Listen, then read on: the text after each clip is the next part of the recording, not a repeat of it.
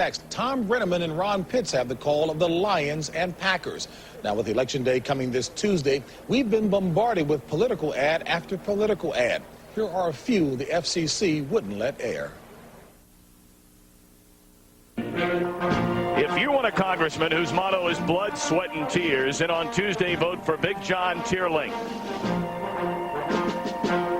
On Tuesday, vote for Reggie White as your county sheriff. Reggie's tough on crime and brings the long arm of the law with him.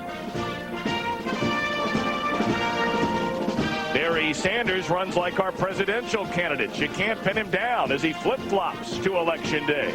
So on Tuesday, remember, vote for the black and blue ticket.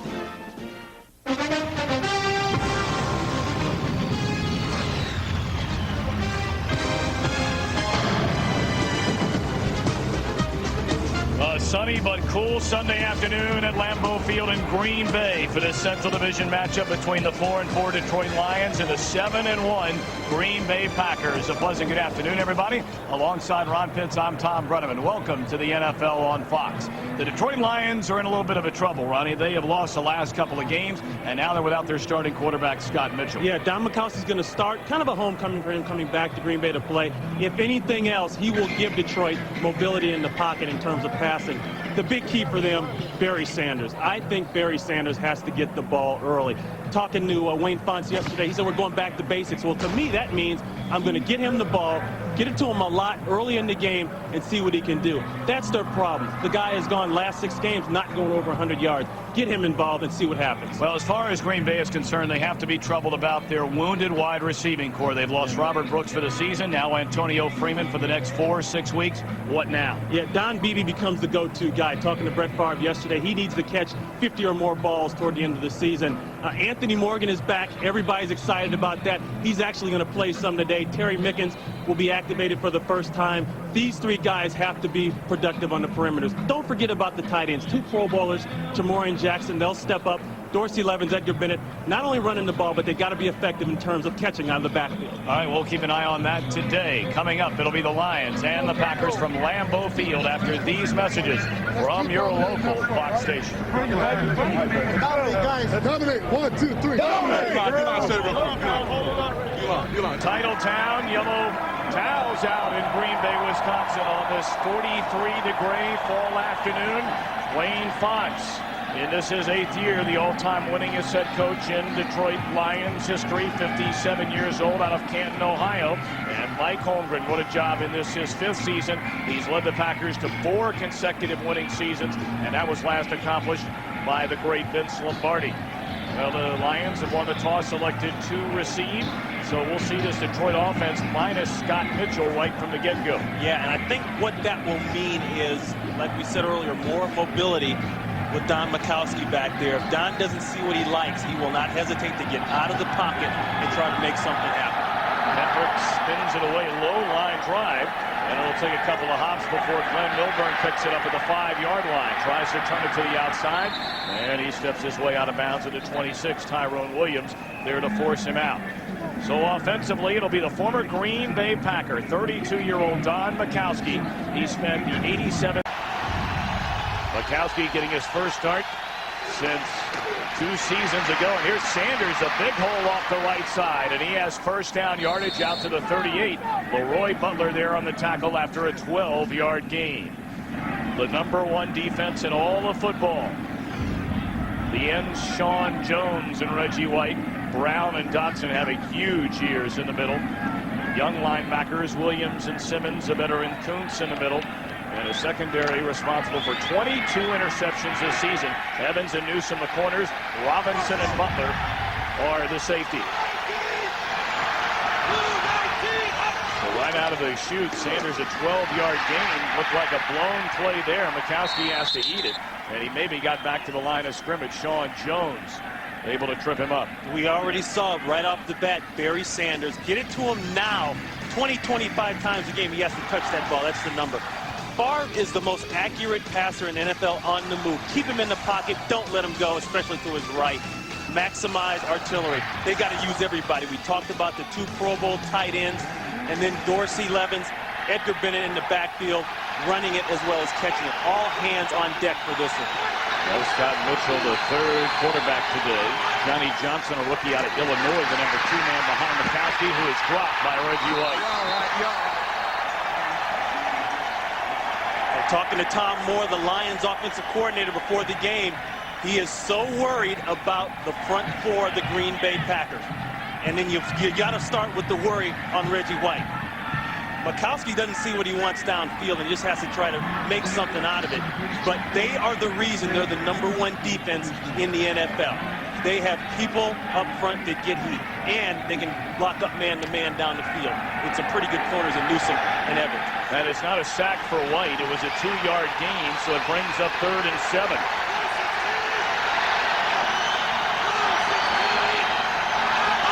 Metzelar's in motion, and he'll stay in the block. Mikowski, good protection. Finds a receiver across the middle, Johnny Morton. And he has first down yardage to the Green Bay 47-yard line. Pryor on the tackle after a gain of 12. Nice poise by Mikowski there, Tom. Sat in the pocket. It was closing in on him, and he had the patience to find Johnny Morton. Johnny Morton's going to come all the way across, right underneath. They're going to have double coverage, but the protection's pretty solid. He's got time to step up, look, and nobody touches him. Very nicely done up front by the line. Well, Don Mikowski had some huge gains here at Lambeau Field when he was a Green Bay Packer. Mentioned a Pro Bowler in '89, play fake to Sanders and looking for the goods down the field, and he misses his intended receiver, Herman Moore. Newsom with him step for step. Herman Moore slips on this play. And, you know, it's funny, we talked to Herman Moore, and he's been frustrated. He's been frustrated because he feels this team has not pushed the ball deep down the field as much as possible. And right off the bat, you see his first route is like a 15-yard comeback. So I would expect that. Don Mikowski is not a 3-step dink and dunk guy. He wants to push the ball vertically. And like I said, will not hesitate to get out of there with the heat coming. 2nd and 10, Sanders' second carry, penalty flag down. And he is met after a short gain by Wayne Simmons. But again, penalty flags littering the playing field. Kuntz also there in on the stop of Sanders. Well, it's been a very inconsistent as it's offsides against Green Bay. Those are the breaks.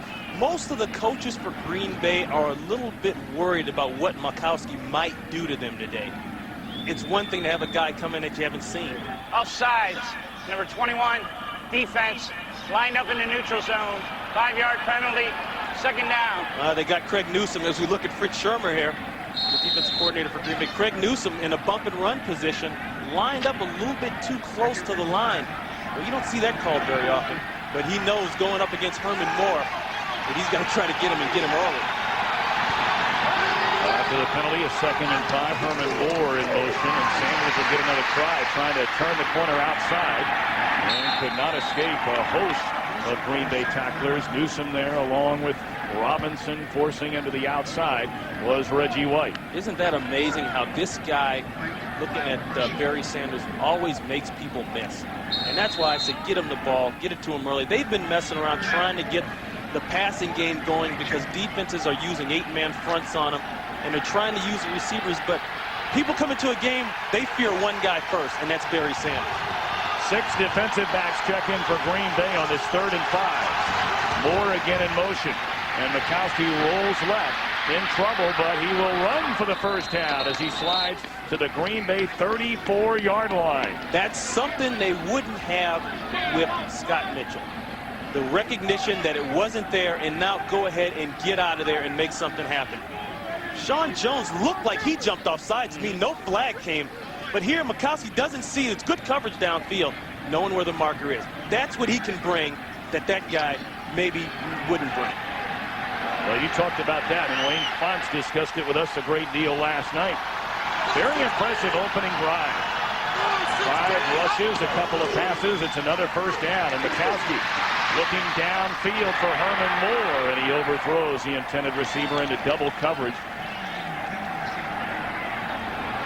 It looked like there was a mix-up there. Herman Moore almost stops running the route here. I don't know if he thought he was they're trying to lull Craig Newsom to sleep, but I don't know if they're on the same page or not.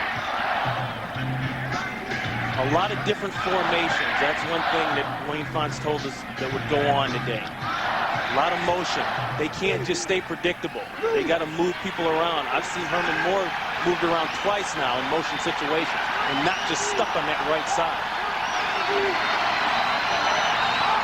Harriman and Morton at the top of your screen. Moore on the bottom part, and he takes a reception. And a short gain, good open field tackle there by Craig Newsom. So it'll bring up 3rd down and close to 5. Craig Newsom knows going against Herman Moore that he's got a height disadvantage. You can see it right there. So whenever a ball is caught, he just has to make sure he secures the tackle, and that's what he does here. Herman Moore has been taken out of the games here this year by people getting in his face, bump and run. And you know where that came from? That came from the Philadelphia Eagles in the playoff game last year. They went bump and run all game long, and now people have copied it. 3rd down and 4. Detroit has converted on each of its first 2 3rd down plays. And did they get this one? Perriman makes a reception. Very close to the 1st down at the 25-yard line. And it looks as though they're going to mark him just short. Boy, what a catch by Brett Perriman. He's down. I don't know if he can roll on that ball or what.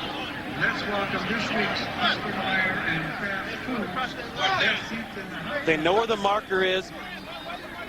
And it's just a quick 3-step drop by Mikowski. He took a shot by Dotson. But the catch is really outstanding. Well, Perriman's still down. He has not gotten up after making that reception. And it looks as though they are short of the 1st down. We'll be back to Lambeau Field in a moment. Is brought to you by West Airlines. With fares so low, you have the freedom to go places. By the new Lexus ES300, the road is calling. Answer it. By MasterCard. MasterCard, it's smart money. And by 7-Eleven. Oh, thank heaven for 7-Eleven.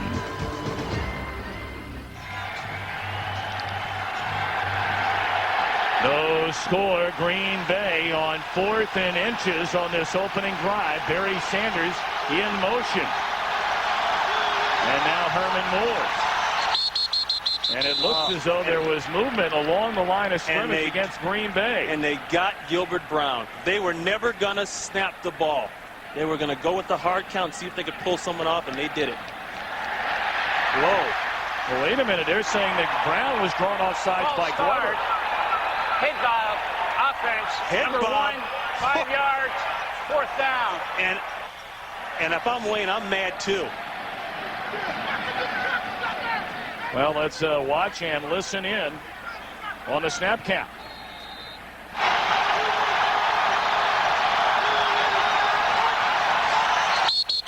I'm sorry. That is really chintzy there. 9 times out of 10, that is not going to get called. It has to be flagrant. Now they're going to line up and kick it. And if I'm Wayne, like I said, I am very upset about that one. Mark Royals to hold for Jason Hanson. And it is good from 47 yards away. So the Detroit Lions take the opening kickoff, march down the field. A penalty may have cost them keeping the drive alive, but they walk away with a 3-0 lead. Fun still about the call against his quarterback, Don Mikowski, on what was going to be a 4th and inches to keep the drive alive. Brett Perriman, meanwhile, still on. He has not gotten up, and that has to be a great concern right now as it's 3-0 Detroit. Hanson spins it away, and Desmond Howard will take it 2 yards deep in the end zone and bring it out. Howard crosses at 20. He was a step away from breaking that one, perhaps all the way to the end zone. So now it'll be Brett Favre, the 27-year-old Kill, Mississippi native. Number 1 in the NFL in touchdown passes this season. 21 of those, but the big concern for Brett Favre in the last 2 games, San Francisco and then last week against Tampa Bay, only 1 touchdown pass. It's going to be interesting to see how Green Bay jumpstarts this offense today. Everybody knows about what's going on the perimeter with Brooks being out and now Antonio Freeman. How will they get things rolling? Terry Mickens has been activated for the first time all season. Number 85 will watch him. Favre scrambling out of trouble and caught from behind by Kerwin Waldrop, who is starting in place of the injured Tracy Scroggin. So Favre, who is fourth in the NFC in passing yards, number one, as we mentioned, in touchdown passes in the entire NFL. Michaels gets his second straight start. We'll look for Ken Rutgers a little bit later on today. In the backfield, it will be Edgar Bennett, William Henderson. The receiving core of Mickens and Beebe. We'll see Anthony Morgan later. Mark Chmura is the tight end.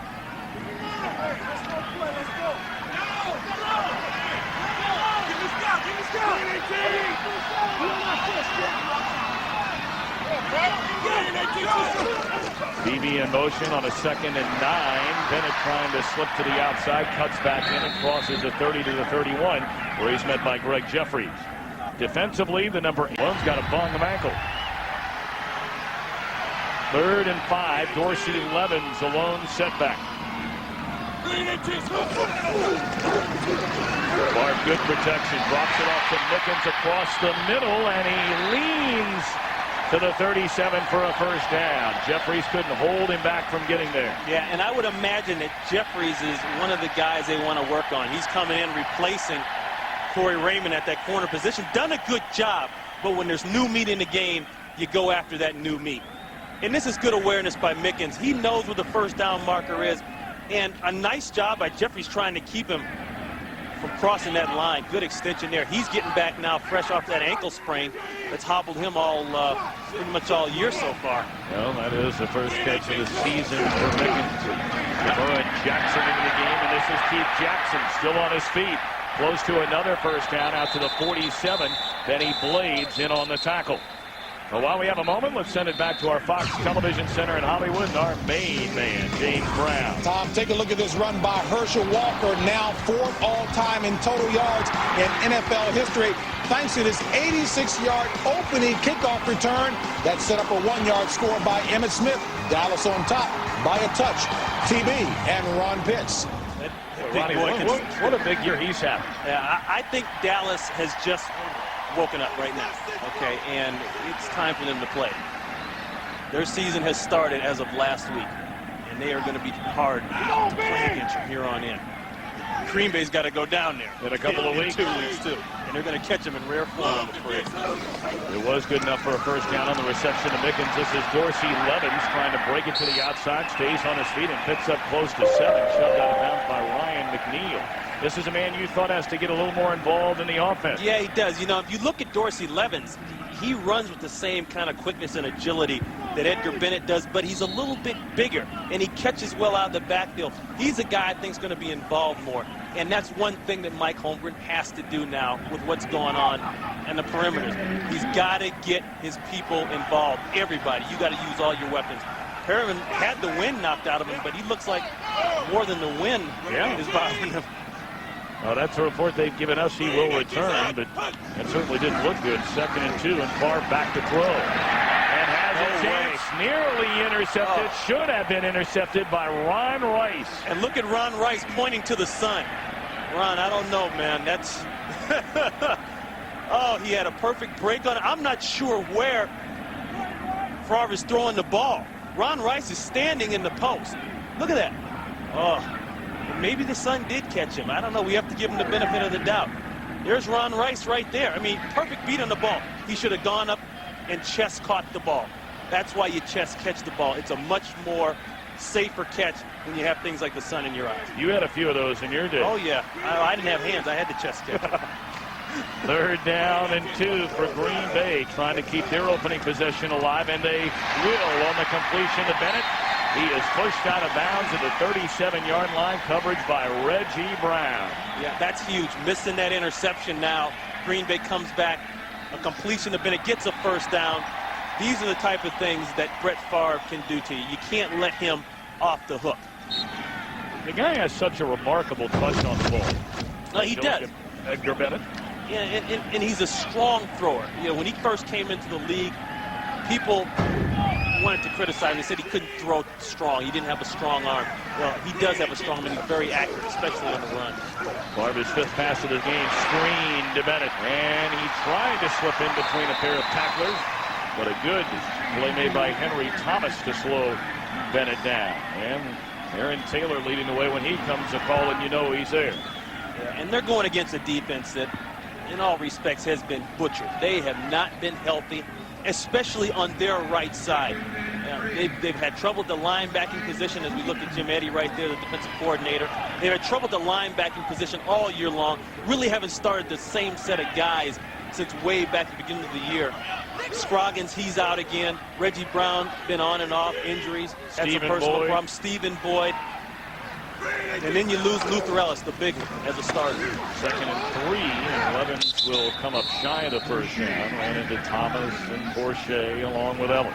It's amazing, though, how Wayne Fonts always finds himself in the same old position around this time every year. In fact, some people at the Lions will say, hey, you know, we're even right now. It's better than being 2-5 in that situation. He's like a Dalmatian on a fire truck. He's made this ride before. Oh, but I don't know about this time. I don't know how much longer the guys will believe that, hey, we're back against the wall speech, let's go. You know, after a while, that gets kind of solid. 3rd and 3, Chamura in motion. Play fake to Bennett, and they drop it off to Henderson. First down inside the 25-yard line. Dave Blades able to stop Henderson, but not before he has another Packer first down. You know, Tom, that's classic West Coast offense here. They had 5 guys in the route. Now, I want you to watch what everybody does, especially the backs, and watch the way people are going in every which direction. This is hard for a defense to catch. He fakes to both backs, and then he gets both backs out in the route. That's very hard to defend, and that's what makes this offense work. It's all predicated on timing, delivering, and poise from your quarterback. 11th play of the drive. Quick strike to Don Beebe. Cuts it back to the inside, and he's close to another first down. And again, Benny Blades having to make the tackle. Do you think that Don Beebe can run? Look at the cushion that Ryan McNeil gives him. Hey, you're not going to get on the highlights across the nation at night with those little catches. But you get toward the red area, I would expect Jim Eddy to get his people up in a bump position, get them in playing close. And that's another long drive, another perfect drive by Green Bay so far. And unlike most teams, they get really good down toward the end zone, putting the ball in. 2nd and 1, penalty flags on the field as Henderson gets the football. Will be very close to a first down, but we'll see. Well, if there was any concern about this Packer offense coming in the game today, you never know it by this opening drive. Offsides against Detroit, that will be an automatic first down. Well, Detroit no doubt has helped themselves by, number one, going down the field. They get a suspect call. Offsides, number 93, defense, 5-yard penalty. That's a first down. They get a suspect call, but they at least get 3 points, Tom, and take time off the clock, okay? It's 1:47 to go. Green Bay still on their first drive. That's how you want to play them. I got to go back to that dropped interception, though, by Ron Rice. To me, that's huge because that's a chance to not only get the ball, but to keep Green Bay off the field and go back down the field. So Levens alone setback on 1st and goal from a 9. Boyd will be caught from behind by Antonio London, and that's a sack. And for Antonio London, that's his 3rd of the season. Antonio London, a bona fide playmaker, a guy coming out of college who people complained he rushed too much and couldn't play on the run. Now, there he is, right there, 55. He's just going to whiff on John Michaels, the starting left tackle, and run Favre down. Favre had aborted the play. He was going to go ahead and try to run it in. Take a look at that. And you know the best part about that? Right there. They don't turn it over. They don't make the mistakes down by the goal line. 4 wide receivers check into the game. And you've got to look at big John Michaels, the left tackle. This is Dorsey Levens. And again, penalty flags come down. Levens able to slither his way inside the 10-yard line. You see that flag thrown right at our offensive lineman down inside like that. That usually means a penalty, a hold. Well, you saw Mike Holmgren and his reaction. You just wonder, is Sherman Lewis about to take over calling the play? Holding, number 52. Offense, 10 yards.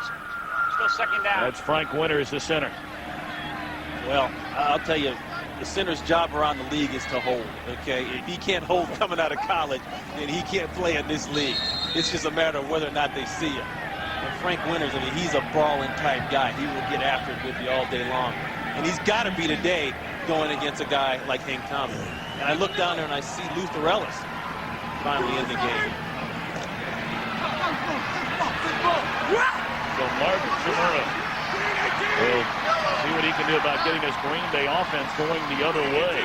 Second and goal from the 22-yard line after the penalty. Favre, a bullet across the middle and caught at the 1-yard line by BB, and boy, did he take a shot from Ron Rice.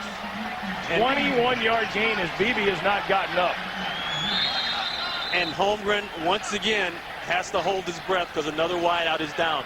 A good drag route by BB, and you talk about the delivery. Favre makes a shot there. A little slip down by Stewart. A good hit by Ron Rice. Ron Rice is probably a guy that should play a lot more. Oh, I mean, the complaint last week was that Melvin Johnson from Tampa Bay did not go for the ball. Well, I don't know what Mike Holmes is going to say this week. It's a clean hit. That's a clean hit. He smooth lays him out. But great catch by Don Beebe. He holds on to the rock by the goal line when they need it. Third and goal from the 1 when we come back. He, after that violent collision a moment ago, delivered by Ron Rice, able to jump to his feet. And you hear the reaction from the Packer faithful. They know they can't lose another wide receiver. Third and goal inside the 1. Henderson and Levens in the backfield. And Favre to throw. A touchdown, Green Bay, Dorsey Levens. Here they go. They decide to switch it up this time and give equal time to the other end zone. Like a political ad. Got to give equal time to both end zones. And Brett Favre, his 22nd touchdown pass of the season. He used 6 different receivers, hitting 8 of 9 on the opening drive. There it is. That is called maximizing your artillery. Pull out the weapons and use everybody. That's what a West Coast offense affords you. Jackie, the extra point out of the hold of Henrik. And he nails it through. A 14-play, 74-yard drive that chews up 9 minutes. And Favre on the final play of the quarter delivers a touchdown to Levens, giving Green Bay a 7-3 lead.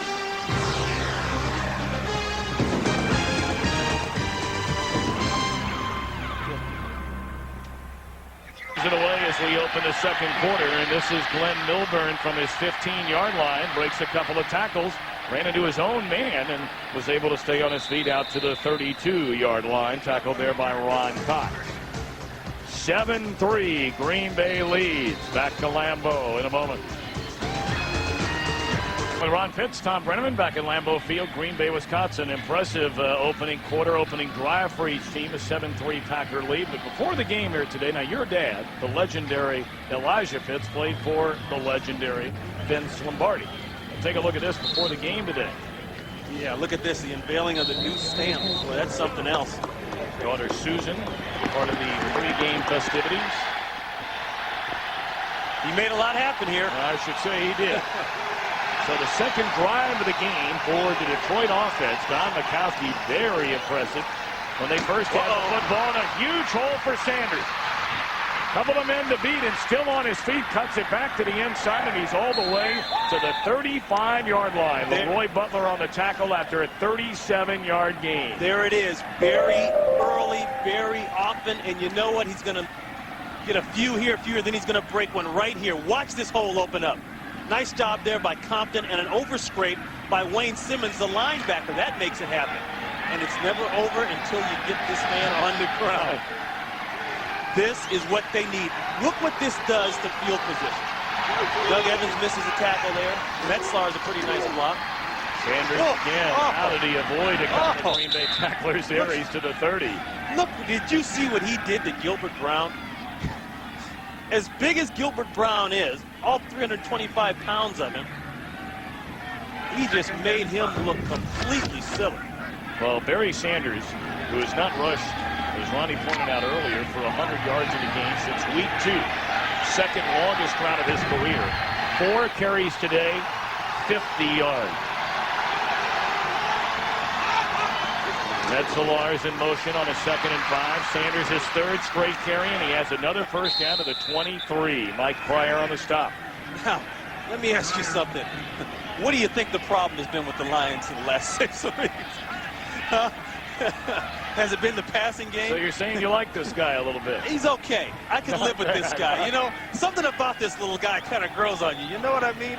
You can't see him behind the mountain. Hey, the fact that they have come out and tried to pass the ball plays right into the hands of opposing defenses. The defenses worry about one man when you play the Detroit Lions, and that's number 20, Barry Sanders. Brett Perriman back in the game on a 1st and 10. It's Barry Sanders again, and again a huge hole down to the 15-yard line. Eugene Robinson able to trip him up. And see, look what it does to field position. And Barry, something happened to Barry there. This is going to be a cutback play.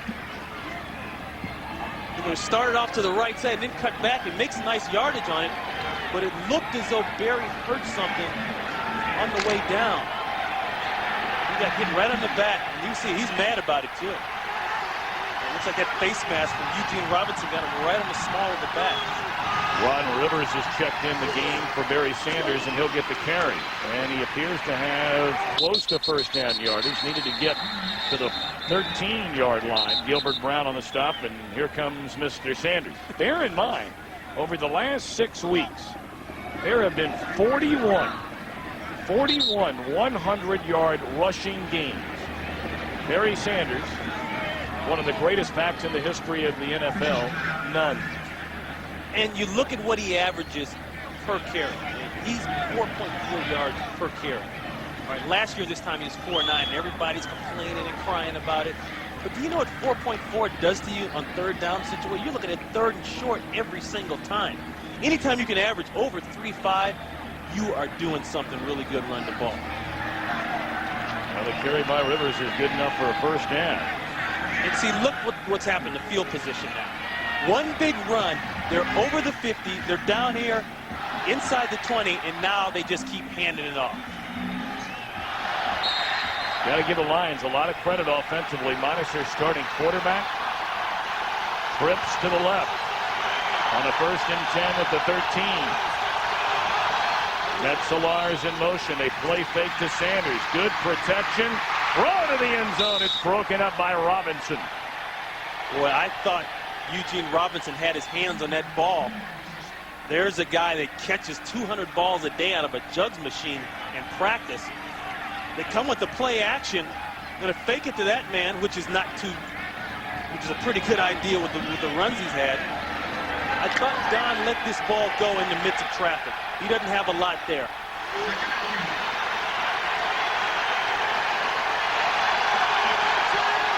Second down and 10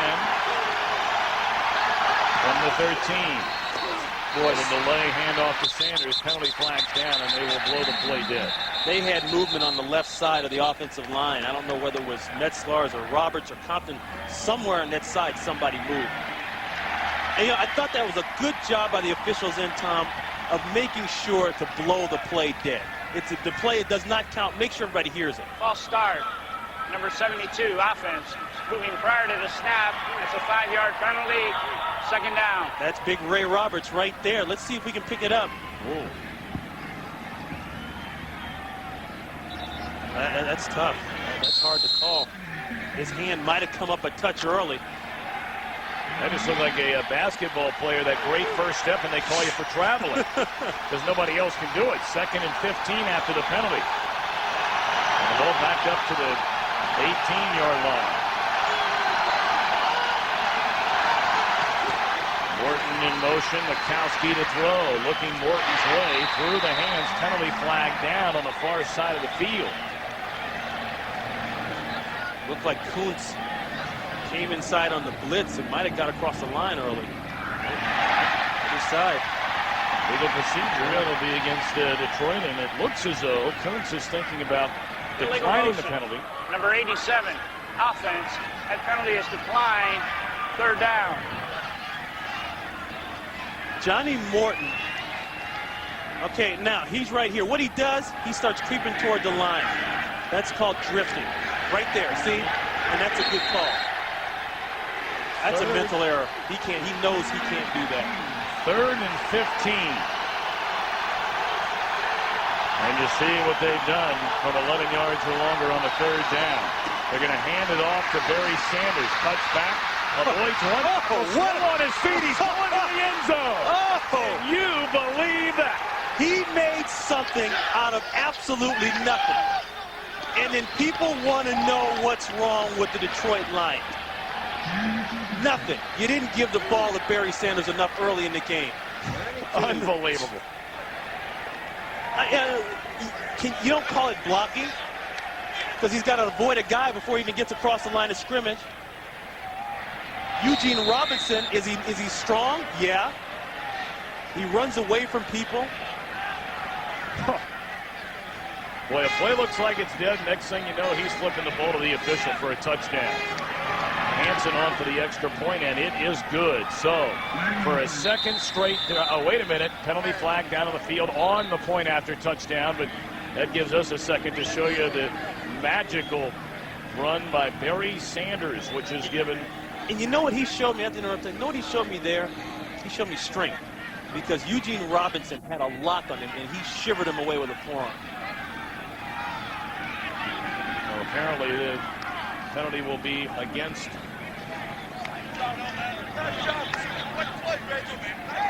Well, we'll hear from Tom White. Offsides on the extra point. Number 42, defense. That penalty will be enforced on the kickoff. The extra point is good. Timeout. Corey Dowden whistled for the infraction, but Sanders has given Detroit a 10-7 lead. The way we call collect today. Barry Sanders, a touchdown run, has given Detroit a 10-7 lead. Jason Hanson kicks it away, and Desmond Howard sent 5 yards deep in the end zone will take a knee. Let's again go back to the run by Barry Sanders. Watch the block here. Zephyrus Moss on Reggie White, and then Compton right there. Another nice kick-out block on Simmons. But after that, it's all Barry. And that's the move that amazes me. You know, nobody looks at Barry as being strong, but he just took on Eugene Robinson with a forearm and pushed him away. 14.2-yard average. That is unbelievable. Well, while we were away, Earl Dotson, who did not start last week after injuring his ankle against San Francisco, he is now replaced at right tackle by Bruce Wilkerson, who got the start last week against Tampa Bay. Victor Bennett, the lone setback, Chimura wide open. He has a first down all the way to the 34-yard line. He just went ramming head-to-head with Reggie Brown and Greg Jeffries. There's the two tight ends. Chimura, most of the time when Chimura's in the game along with Jackson, Jackson gets the ball. And Mike Holmgren told us the other day we need to start switching up some things, showing people things we haven't shown them in a while. I think that's one of them. Going to Chimura when two tight ends are in the game. Well, Chimura out for the time being. You see the total yards. Detroit, they've had the ball one more possession in Green Bay. Jackson in for Chimura, and here comes Favre looking down the field for Don Beebe, and nearly intercepted by Ryan McNeil, and Beebe is down again. He took a heavy hit from Benny Blades, who was going for the football along with McNeil. Now this is scary. Beebe is down definitely, and Benny Blades. It's an inside-out coverage. McNeil has help inside from here, and that's where Benny Blades is going to come. The ball's underthrown. I mean, he just put it on him. Well, Ronnie, remember the game we had last year? I don't think I've ever seen, or 2 years ago, a human being hit harder than Don Beebe was in the end zone, a game in Buffalo. Yeah, Don Beebe took some shots. And I'll tell you, I don't know, this may be, that's just a shot. That is just a shot. They can't keep a wide out help. This is Brooks. He went down first. Then Antonio Freeman came. And this makes my point, and I'm sure I'll ruffle some feathers on this. When Brooksy went down the first time, why don't you go out and sign Anthony Morgan, give him what he wants, to give yourself some insurance? Yeah, they had Freeman at the time, but hey, you got a legitimate shot to go to the show this year, like everybody says. Why not protect yourself? If you did that, he would have been 3 weeks in now and would have been able to play more and more into the game. It could be a factor, especially losing him. And now they got to wait for people to come along. Well, Beebe is still down as the Packers medical staff takes a look at him. Very scary situation a couple of times already for Beebe, now being helped up. We'll check in on him when we return. They're looking at Don Beebe. Now here's the hit again on Don Beebe. Blades right there over the top. Now he just comes in all shoulder. That's a legit hit. And Benny takes as much of that. Blades, like Beebe, appears to be all right, although he has stepped down and Ryan Stewart is taken over. And down goes Favre, back at the 28-yard line, and now a late flag comes in on the play. Luther Ellis, who did not have a sack all of his rookie year of 95. He has 2 coming into the game today this season, and now he has his 3rd. See what that penalty flag's all about, however. Well, that's a guy, Luther Ellis, that this defense has really missed, going side by side with Hank Thomas. Personal foul, looks like. He's pulling it back. Hank Thomas is giving the face mask sign. And that's what it is, the face mask. Well, they said that coming into this game, they wanted to make sure they kept Brett Favre in the pocket. He's most dangerous throwing on the run. He's the most accurate quarterback in the NFL throwing on the run. Face mask, number 94, defense. That's a 5-yard penalty, and by rule, the ball must get back to the line of scrimmage. 2nd down. There's Luther Ellis right there. Now, he's going to get some pressure inside, working on Aaron Taylor. Just drives him back into the quarterback. That's weak. If that's what they called for the face mask, that is weak. Favre is on his way down. And Taylor is backed up into his living room there. Not good. And you know what's interesting about that? If a guy running the ball stiff arms and puts his hand on the defensive player's face mask, they won't call it. But they called that. 2nd and 10, and a quick throw to Terry Mickens, but it was thrown behind him. So to bring up 3rd down. Good coverage by Jeffries. And right now for our McDonald's game break, let's go to James Brown at our Fox Television Center. Tom, how long do you think Jerome Bettis has been waiting to do this to his former team? 106 yards on the day already in the first half. 50 here on his 2nd touchdown run of the day. He did fumble, but St. Louis is trailing 14-3 to Bettis and the Steelers. Back to Tom and Ron. What is Bettis eating? I mean, he is going crazy up there. Porsche, he's not going crazy at all. He's going out. Keith Washington has checked in for Porsche. 3rd down and 10. Packers 4-4 on 3rd down conversions, and Favre wants it all. This will draw a flag. Desmond Howard, the intended receiver. And McNeil ran him over. Yeah, Desmond Howard showed good speed there, and he got McNeil in a position where, right here, you can see now that's Borgella there. Not McNeil. Borgella just ran up the back. He got Borgella in a position where he was beat and had to catch him, had to do something. Defense, that is a 1st down. That's not McNeil. That's Borgella. Jocelyn Borgella, 3rd-year pro out of Cincinnati. And that is a 41-yard penalty.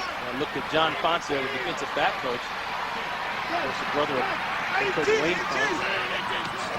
Don Beebe back into the game, and this is Edgar Bennett trying to stretch it to the outside and just simply know where to go. Stewart there to force him out of bounds. So far this game, big plays have meant the difference in each team crossing over the 50. You know, you saw the run with Barry Sanders. BB now back in the game. Right here, the play to Desmond Howard. And I'm surprised Don Beebe back in the game after that hit. Benny Blades is not even in the game, and I know Benny's about as tough as they come. I'm not so sure that Beebe's got all the marbles in order. Maybe not. Second down and 8. Ball at the 24-yard line. Barr back to throw. They're coming after him. Lofts it toward the end zone and Beebe, and it's overthrown. That's something you haven't seen a lot of lately. People hitting Favre after the throw, getting him on the ground. Pepper Johnson right there. He comes on the outside. That's Keith Washington. He loops inside and makes the hit.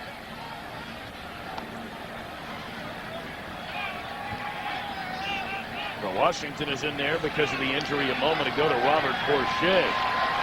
So a third down and 8. 9:19 to play here in the second quarter, and Detroit leads 10-7. Porcher is checked back in, and a screen dropped off to Dorsey 11, and he has a first down at the 12-yard line.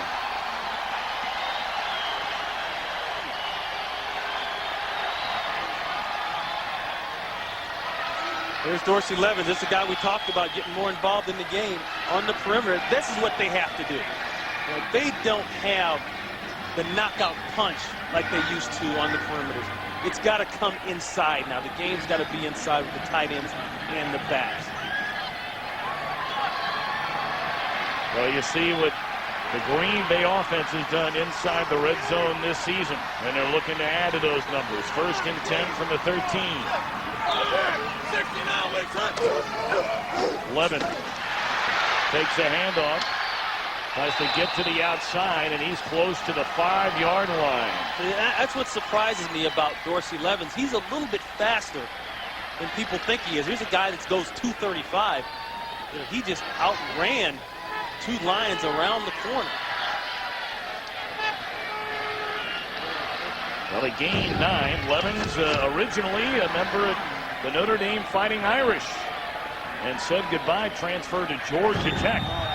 And he was a 5th-round draft choice 2 seasons ago, and a solid selection he has been. 2 tight ends check in, Tamura and Jackson on a 2nd and 1. Bennett to the 1, and he has a first down. It'll bring up 1st and goal, Green Bay. We have had a grand total, Ronnie, of 4 possessions in this game. Detroit goes down the field. Yep. Field goal. Green Bay down the field, touchdown. Detroit down the field, touchdown. And now Green Bay looking for another. Detroit has played this game about as well as they can play it thus far. I mean, that's what you call game plan. That's what you call using Barry Sanders and keeping Favre off the field. The big pass interference is causing this. Favre looking to the end zone. Touchdown, Terry Mickens, the first touchdown of his NFL career. And he's going to go in and celebrate a while. Look at this. Look at this guy's hat. What is that? How do we get one of those? That's amazing. We got 2 guys with that hat.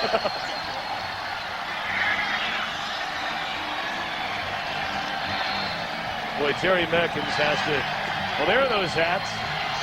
Is that a bratwurst coming out of the side there? Looks like a burger. Oh, man. And you have to have a little cheese on that. You got to have a little cheese. Here, anyway. There's a lot of cheese in his boot. Here's a point after, and it is good by Chris Jackie. So 7:46 to go until halftime. We got a good one going. 14-10 Green Bay. And our Aflac trivia question: who held Barry Sanders to his lowest output of his career, and how many yards did he have? Think about that. Well, Detroit will get the football back with 7:46 to play here in the second quarter. Green Bay in front 14-10 as Terry Mickens catches the first touchdown pass of his career. Hendrick kicks it away. Short kick fielded by Milburn at the 10. And he brings it out to the 29-yard line. And let's go back to the touchdown a moment ago. Teams have a hard time with the back part of the field. Now, there's Mickens right there. I just circled him. The play action's okay, but watch the Lion defenders. Nobody's in the back part of the end zone. Look at this. There's nobody in that area. If Favre wants to prove he's an MVP this year, he can do it very easily from here on in by making this team go on offense without the personnel they had in the beginning of the year. Well, he has 2 touchdown passes here today. Detroit, very impressive on its first 2 drives, and here's a big reason why. Barry Sanders, who is closing in on 100 yards already, crossing the 35-yard line. 8 carries now for Sanders and 90 yards. And on the second drive, it went 68 yards. Sanders had almost every one of them. Yeah, and the key thing here is this right there. They're getting points. They're making things happen. They're not going down there and shooting blanks and then coming off the field with goose egg. They're getting things done. And that guy is going to be cool and calm and for the most part in the pocket. Not him. Gain of 7. Sanders will get it again on the 2nd and 3. And Gilbert Brown stuffed him shy of the line of scrimmage. Well, we know Ronnie Pitts is a believer in reincarnation. Are you? Tonight on the X-Files. Agent Mulder uncovers a past life that'll change his future forever. Don't miss an all-new chilling episode of the X-Files. 9 Eastern, 8 Central on Fox. I believe back to watch that. I believe in the reincarnation of Barry Sanders in the Lions offense. 3rd and 3. Morton in motion and Mikowski to throw it. In trouble. Down he goes. Santana Dotson. They got a flag down. Yeah, and a flag down on the far side of the field at the 40-yard line. That was a big-time WWF body slam. And in years past, you'll see that flag. Picking a You guy will. up and I mean, he dropping it just like picked that. him up. Oh, they got a hold. That looks out on the perimeter. And that's an automatic first down to keep the drive alive. This is the sack here. Dotson. And this reminds me of Jim McMahon. Jim McMahon getting slammed by Tim Harris. Holding. Wow. Number 59. Defense. 5 yards. First down. Yeah, it wasn't. That's Wayne Simmons. Now you're thinking of Charlie Martin, not Tim Harris. It's Right.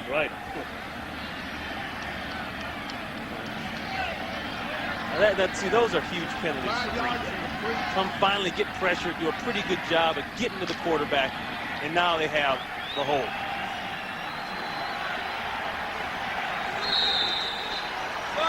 (14-10) with 6:10 to go here in the second quarter.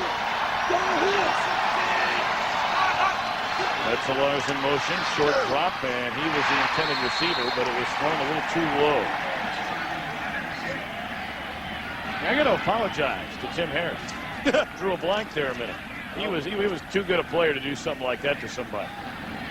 That's funny. I talked to Don about coming back here, and he said, you know, I'm more comfortable coming back here playing than I am going a lot of other places, just because of all the good times. Remember, he talked to us about that '89 season. That was the year we went 10-6, and he had the big game against Chicago here. It's got to scare you when a guy like this comes into play. You're not sure what he's going to do. Sanders just spins away from Wayne Simmons, still on his feet, and just has to step out of bounds at the 39. He had about 5 guys around him. Well, told you the Green Bay Packers held Barry Sanders to the lowest output of his career. And the answer about that, how many yards he had, grand total of -1 on 13 carries the last day of 1994. But a little different story here today for Barry Sanders. And another thing that helps Green Bay, or helps Detroit, they got 3 wide outs in the field. It's hard to bring up an 8-man front when you got to cover that 3rd wide receiver. Big play here with 5:30 to go in the second quarter. A 3rd and 12. And Mikowski steps up, guns it over the middle. Catch made by Herman Moore, and he appears to have the first down at the 49. He was able to slip between Robinson and Newsom and appears to have the first down as Moore is slow to get up. Yeah, Herman looked like he's a little slow there. Nice step up by Mikowski and a nice fire down the middle of the field. And they're doing a pretty good job on Reggie White because he has not been a factor. Look at the cushion. They're playing a double coverage, and see, he pushed Eugene Robinson just enough up the field to turn his hips and then came back inside. Well, Don Mikowski is going to show poise. He's not going to get rattled. Right there, he got the shot on his head. You see that? Right on the top of the head. Yeah, Moore, as you see, has still not gotten up. In boxing, they call that a shot on the button. That'll put you down. Shot on the button. Reggie White, as Ronnie pointed out, a quiet game for the NFL's all-time sacks leader. He only has one tackle and is really not presenting a whole lot of trouble for Don Mikowski.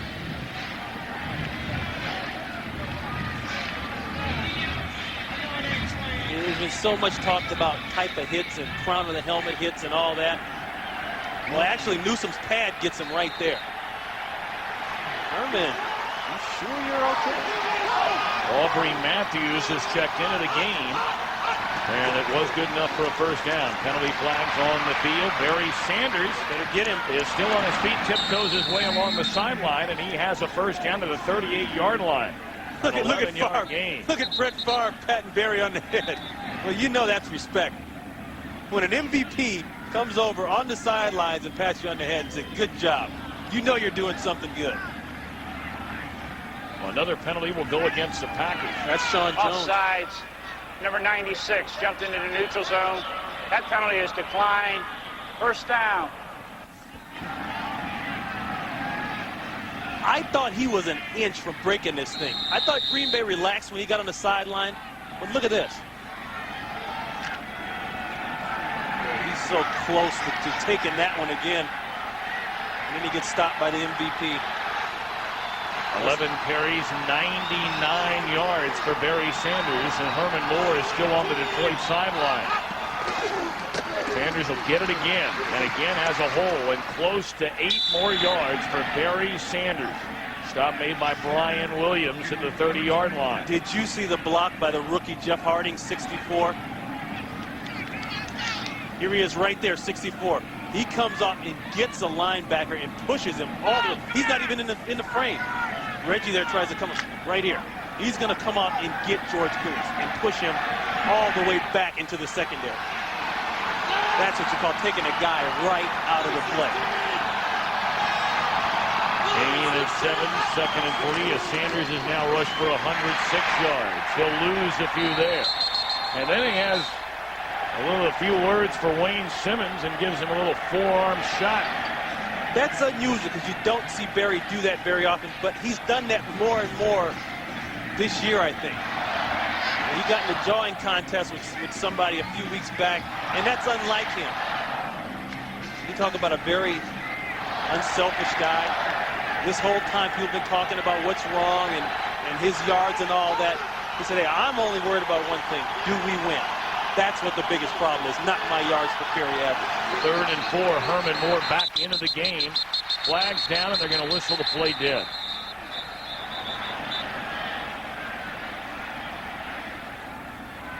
Tom White. That looks like Gilbert Brown having a problem getting up. False start. Number 87 moving prior to the snap.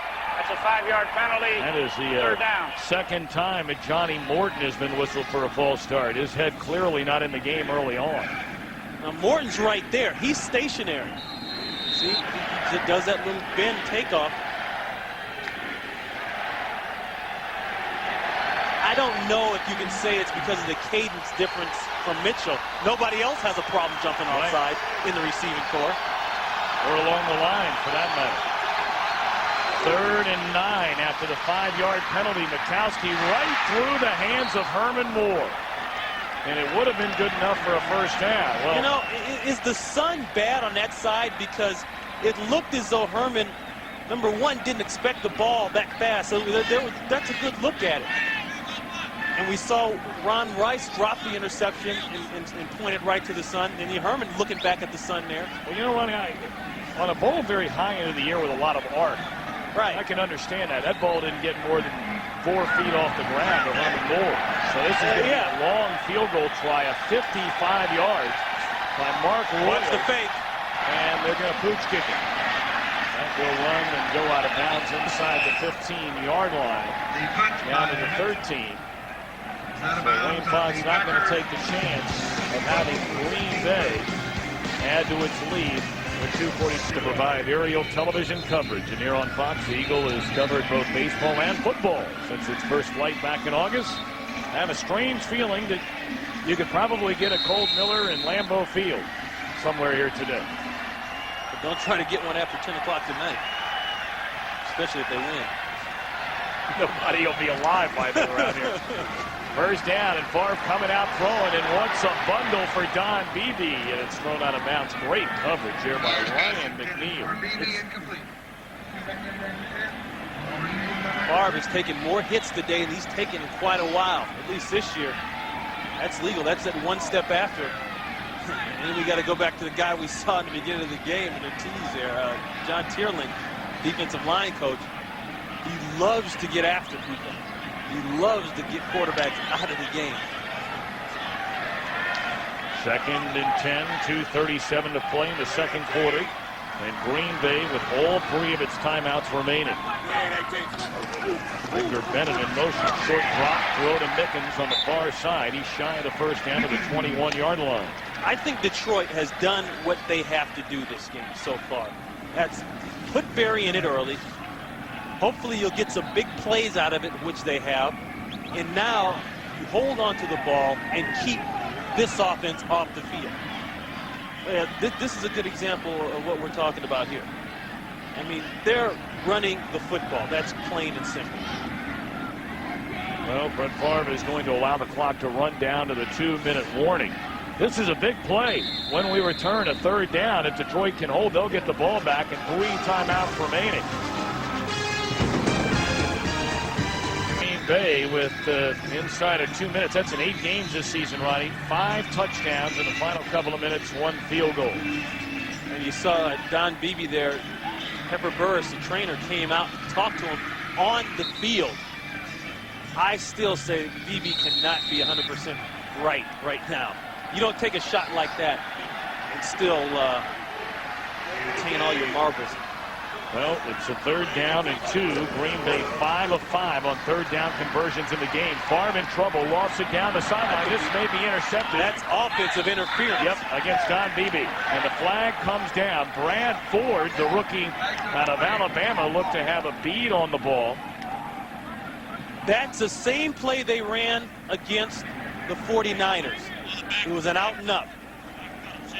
See, Beebe right there came out, now he's going up. And that's Brad Ford.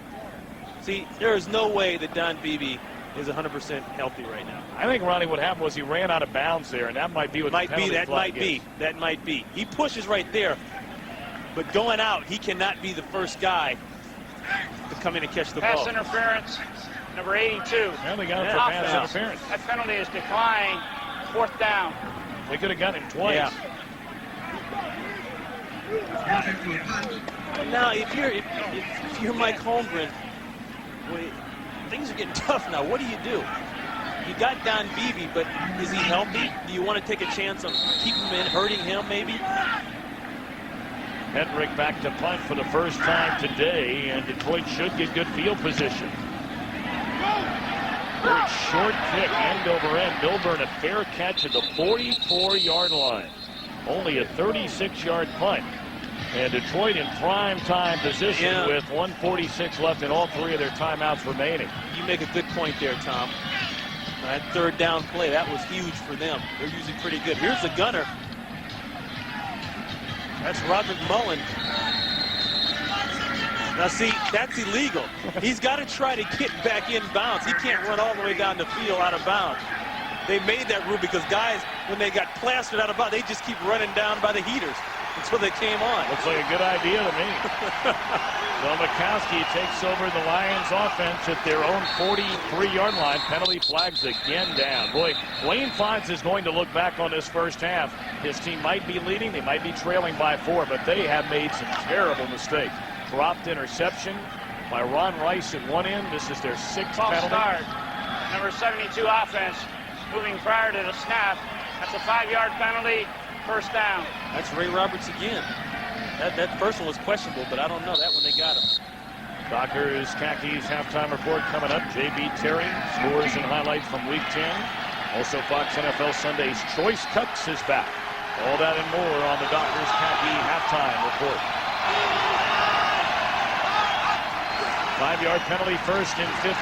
Barry Sanders escapes trouble, but he can't dodge it entirely as Eugene Robinson came racing up to make the tackle. And he get out of bounds, stopping the clock. 1:38 to go.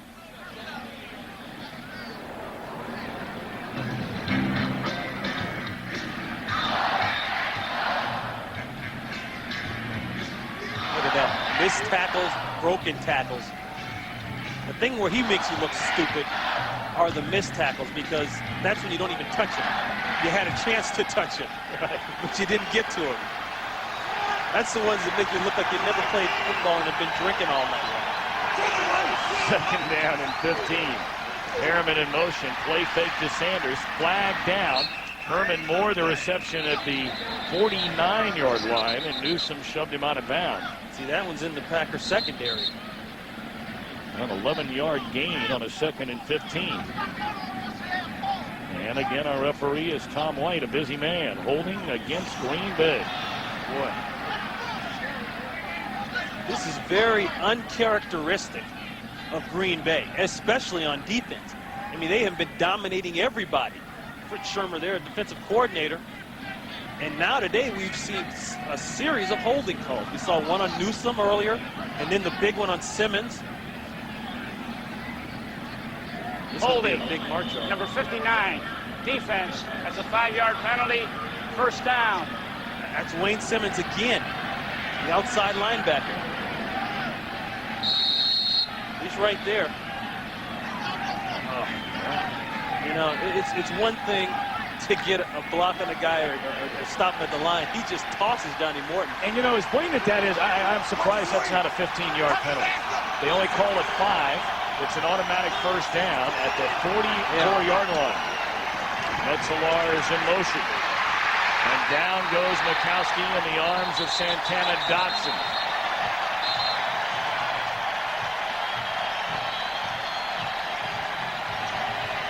Santana Dotson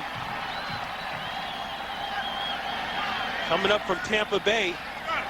He's the guy that they needed to get better in the middle of the field, an area that they felt that they were bad in last year. He's been an extra pass rush inside. Loss of 5, 2nd and 15 with a minute 15 to play. Mikowski avoids trouble, throws up top. Moore had it, and then it came loose. Greg Newsome right there with him. It looked like Moore just couldn't haul it in, and Reggie White for the first time today applied pressure. Moore has this ball, but it's a good job by Newsome of ripping. Watch Newsome's hands. He knows he can't out-jump Moore, but watch this right there. He rips that ball right out of there. You never, ever, ever give up if a ball's caught on you, because it's not over until the referee marks it. Good play. He knows he's not going to out-jump him, but Tim tries to just rip the ball out of there. Detroit, 3 timeouts remaining, likewise for the Packers. A minute 11 to go until halftime, and it's a 3rd and 15. They need to get to the Green Bay 46 for a first down, and this is not going to do that trick. Morton will be stopped at his own 42-yard line, and Green Bay's going to call timeout.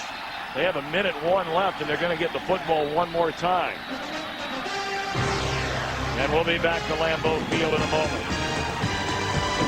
Football with all 3 timeouts remaining, but bear in mind, Mark Royals had one blocked last week. Green Bay blocked one last week. Eugene Robinson just got taken down like you wouldn't believe. And another flag down on the play, all the way back at the line of scrimmage after a 48-yard punt. And this looks like it's going to be called against Detroit. Yeah, they're going to get Ryan Stewart. He comes with his best impression of the WWF. Why not? Everybody else is. There's Stewart there. He was backing up, protecting on the punt. Just completely twirls Eugene Robinson. Holding. Offense, number 38, 10 yards, 4th down. Watch over there. Ryan Stewart, he picks up the block and then just, it's a nice karate move. What do you call that? Jiu-jitsu? Kung Fu? It's all that good stuff. WWF. Right. The Royals is going to do it again. Low line drive. Howard will have a chance to return from his 33, and he will cross the field. That's what I don't understand. He has room to run for a few extra yards. Take that ball inside and get the yards. And I get tired of watching guys run out of bounds when they think they're going to get hit.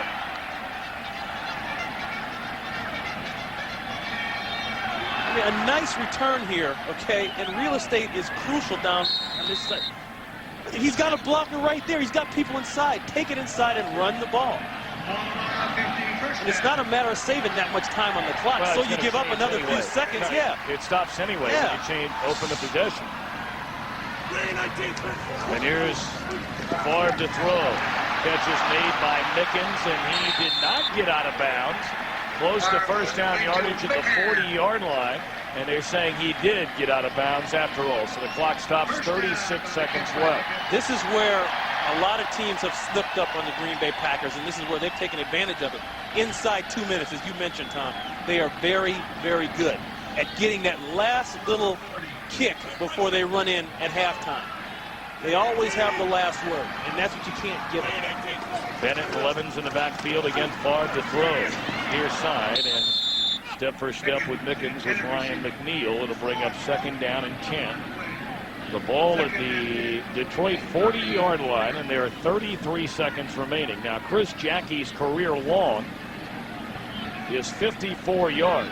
That came against Detroit in '94. So to get in that neighborhood, they need to move the ball another 2-3 yards at the very minimum. Well, the way I've seen Jackie kick that ball sometimes, I don't know what's in his range. He can hit it from anywhere. Sure can. There's the necessary yardage and then some to Mickens, who's having a big day. His first game active all year to the 22, and the Packers right there spend a timeout after a 16-yard gain. 23 seconds left. We'll be back. Back to what happened on that punt with the penalty. And then that's a big difference field position-wise. Next, Royals kicks a line drive and a pretty good return by Desmond Howard. Now you're in trouble.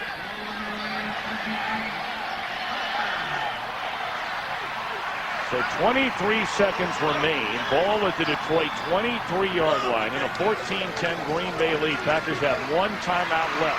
And Favre goes down and he has to spend it. And they're in danger of being out of field goal range. Luther Ellis showing up for the Lions today, getting somebody back in healthy and making a difference. When you have to double team Henry Thomas, then you got this guy that can make plays. He's working on Andy Timmerman and then just pushes. And see, that's what they talk about, Tom, not letting him out of that pocket. Keep him in there, get to him before he gets out, especially going to his right side. That's where he's great, going to his right side. Well, Green Bay now out of timeouts. The ball is at the 36-yard line, which would mean roughly a 53-yard field goal attempt should we get that far for Chris Jackie. Do you just maybe take a shot, a time or two at the sideline, or at least 2 more, 2nd down upcoming? Or do you just take 1 shot, maybe get 5 of it back and bring on Jackie? Well, the problem with that, with the sideline, I don't think that people are on the same page enough with who you have out there personnel-wise to do that. Mickens has shown up. BB still, he's not there. Mm-hmm. Your strength really is inside with the tight ends and backs. But it does have to, it's got to be something along the sides. There's Rutgers. He's stepping in for the first time here today. They're going to slowly bring him back into the mix. Yeah, they're doing a good job of it. All right, a 2nd and 23. Mickens at the top of your screen. You have Chimura, Jackson, and Beebe at the bottom. And Favre to throw, and it's overthrown. Looked like a cross-up between Favre and that's Mickens. what I'm talking about. You're not on the same page enough with the injuries out there to run those type of things. I'm not so sure Mickens couldn't have gone for 6 if he doesn't stop. You know, Mickens going to come down and do a turn, but apparently Favre thought he was going to head up the field. See, right there. I mean, he has Borgella beat if he just keeps running. Yeah. Antonio Freeman, boy, he broke that forearm. They had to put a metal plate in there to help stimulate the healing process. 3rd down, Green Bay out of timeout. And we have 13 seconds left. Favre looking down the field, wants it all. And it's intercepted in the end zone by Ryan McNeil. So the Packers, with a 4-point lead, electing not to put themselves in field goal position. They went for it all. It would have been hard to rush people on the field to get the field goal. And they said, if we're going to give it up, let's just give it up going for the end zone.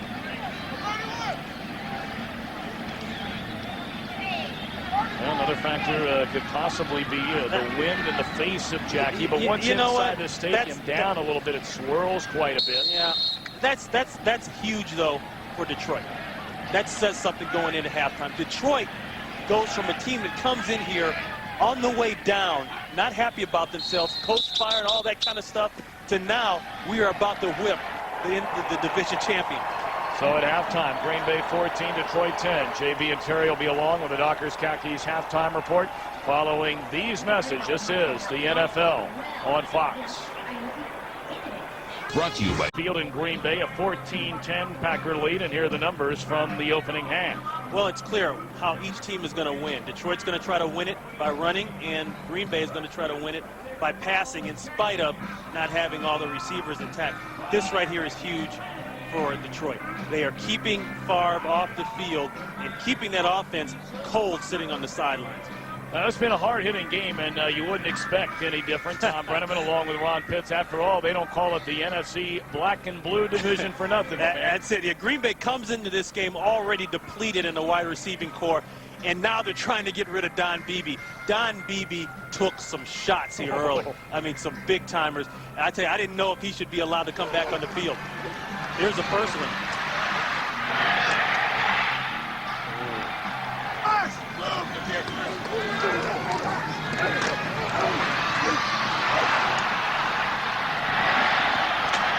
Oh, hello. Those are the hits you used to deliver. And you know what? That second one was a clean hit. And the league better not try to get in it on Benny Blades on that one. He came in with his head up, his shoulder, and just made a nice shot. Now, you saw Pepper Burris, the trainer for Green Bay, come out and talk to Beebe on the field. I don't know if Beebe should be out there right now. He's a 4-2, 4-3 guy, but I don't know if you keep him out there because he's got to be slower now after that hit.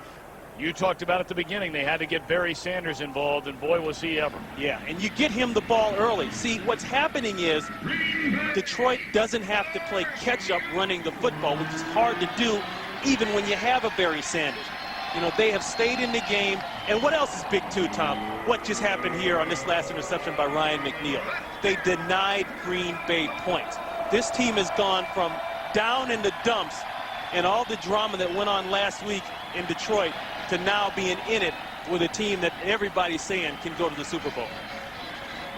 Don Majkowski, the former Green Bay Packer, in the opening half, really no key mistake. He didn't do a whole lot in terms of numbers, but nevertheless, his team very much in this game, trailing by 4 at halftime. So Green Bay will get the ball to begin the second half. There's Travis Kirby, 32. Desmond Howard, 81, way back as the ball blows off the tee. How ironic that Don Majkowski, you know, after once being the guy that was supposed to take him back to the promised land, comes in here and really has a good showing for Detroit in the first half. And Detroit 0-3 this season when trailing at halftime. They'll try and change that as Howard is sent almost out of the end zone. So a good kicking day today by Jason Hansen. And Brett Favre, another key You thought to this game, Ronnie, spreading the ball around Brett Favre today. Yeah, he's done a nice job of that. He doesn't have a choice. And it's been a hard week for him. You know, Anthony Morgan came in, and they're trying to get him together, get him going. Mickens comes in. You know, it's just got a lot of guys that they got to get the ball to. 7 different receivers catching passes from Brett Favre in the opening half. So Don Beebe is in the game to begin the second half, and Favre comes out throwing, and he sends a bullet into the arms of Keith Jackson to the 26-yard line. And Benny Blades back out there after getting ringed up a little bit. He's got a neck roll on now. Boy, if you can get Benny Blades out of the game on a hit, it must be quite a hit. And he really gave the blow to Don Beebe. Yellow, yellow! A gain of 8 on the play. It'll bring up 2nd and 2 for the Packers.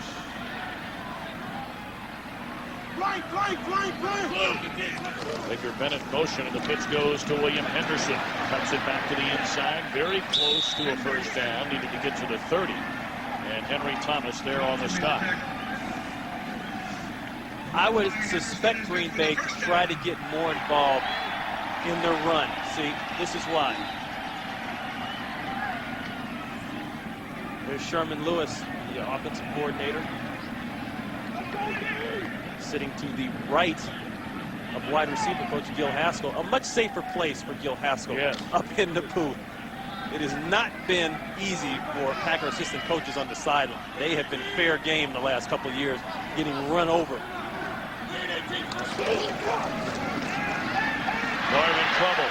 And down he goes for the 4th time today. Robert Porcher getting the sack this time. Porcher is a guy that's been coming on 5 sacks, leads the team in sacks. That's number 6 right here. He's going to be working on that outside there. That's Dotson, who's back in the game now at tackle. And the tackle area has been a problem area for Green Bay. You talked to Mike Holmgren in training camp. He said, if I got one area that I'm worried about the most right now, it's the tackles. Wilkerson was in there for a while. Dotson's back in. Gary Brown was in at the left side for a while. John Michael starts today. Rutgers, we saw him. They are not 100% solid in tackles, and that could hurt them later on down the line. Edgar Bennett, a big hole off the left side, and he's rushing for the first down marker and has it to the 42-yard line. 17-yard gain before Jeffries ran him off. This team runs just enough to make you mad. The run is not how they want to win. The run is what they want to do to set up the pass. Nice job there. Nice block by Henderson. Well, he's a Reggie Brown, blocker. The linebacker boogeyman. That's what he calls himself. And you know what? At 248, he can call himself anything he wants to around me. And me. And you. You're a little bit taller than I am. Right. So, but that doesn't make me Kareem Abdul-Jabbar. First down, Favre's short drop, far side of the field to Terry Mickens, who stays on his feet and maybe lost a yard or two as Reggie Brown was there to pull him down. Well, the Packers have been the most dominating team in all of football in quarter number 3, and a lot of that, I guess, Ronnie, has to go to Holmgren and his staff. Halftime adjustments. Yeah, well, they're very good at that. That comes out of that West Coast offense, too. Very cerebral, always outthinking your opponent. But, you know, they run that script. The first 25 plays are scripted. And then in the second quarter, third quarter, they start to get into that and go back to what works. That's one reason that difference is so high. Henderson takes a pass from Favre, and he's close to another first down at the 48-yard line. Again, Brown on the tackle. So Green Bay on the move. Opening drive here in the third quarter, leading 14-10. There's BB now. He's going to come down. Even though he got his bell rung, he's still going to try to make a block. Well, not exactly a bone crusher. He made the effort. He's had enough. He's had enough. I don't blame him. It is a first down. Favre will hand it off to Edgar Bennett. Not much room this time. Maybe got back to the line of scrimmage before Thomas wrapped him up. Edgar Bennett is a video game fanatic. We were talking to him the other day. He loves to play that John Madden football. And he complains because he says that John didn't give him enough juice. He's not that slow in real life. And he talked about fumbles. Edgar Bennett, the first game he ever played in his NFL career, he had a key fumble against Chicago. He didn't fumble again until a couple of weeks ago. Right, and on the video game, he says I fumbled too much. So the video game may have to get recalled because of Edgar Bennett's unhappiness. You are tight with John Madden, so you better make that call. This time it's Bennett off the right side, and maybe got a yard. Kerwin Waldrop on the stop. So to bring up 3rd and long in a big play for the Green Bay offense and the Detroit defense. This series is just as big as the last series for Detroit. They went into halftime.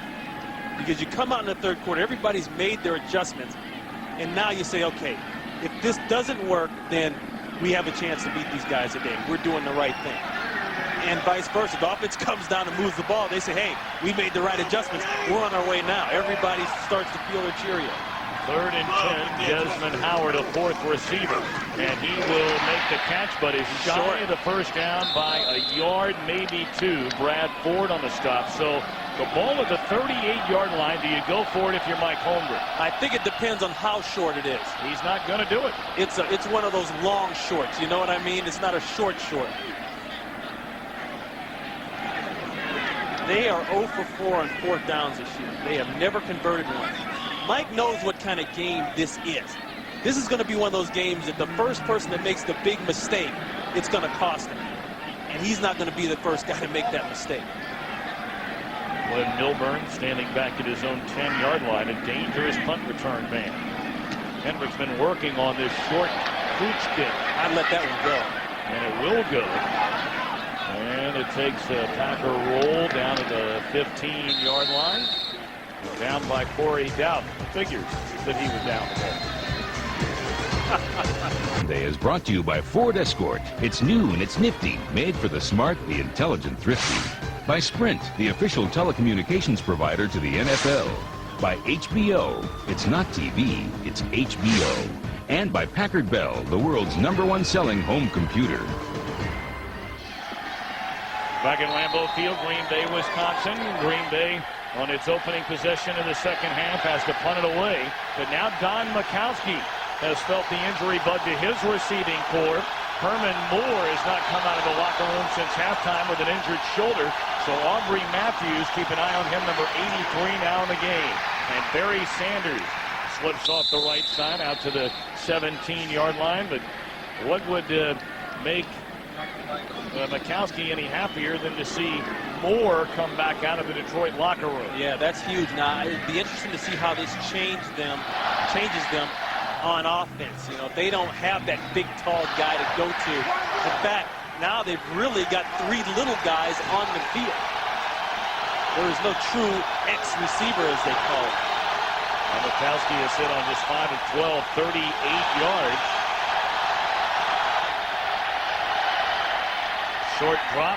And nearly intercepted by Doug Evans. He had an eye on a couple of receivers in the neighborhood anyway, Perriman and Johnny Morton. They had a mix-up on the play there. And you know the other receiver that came in, Aubrey Matthews, he played up here in Green Bay as well. So he and Don know each other very well in terms of passing. Well, but go ahead, Ron. No, I'm sorry. Johnny Morton has complained all year about moving outside. Wouldn't this be a perfect chance to move him outside? Johnny's a long strider. Johnny's a vertical wide receiver. You know, maybe you put him outside now and put Aubrey Matthews, who's always been an inside guy, inside. 3rd and 7. And Mikowski has to spend a timeout.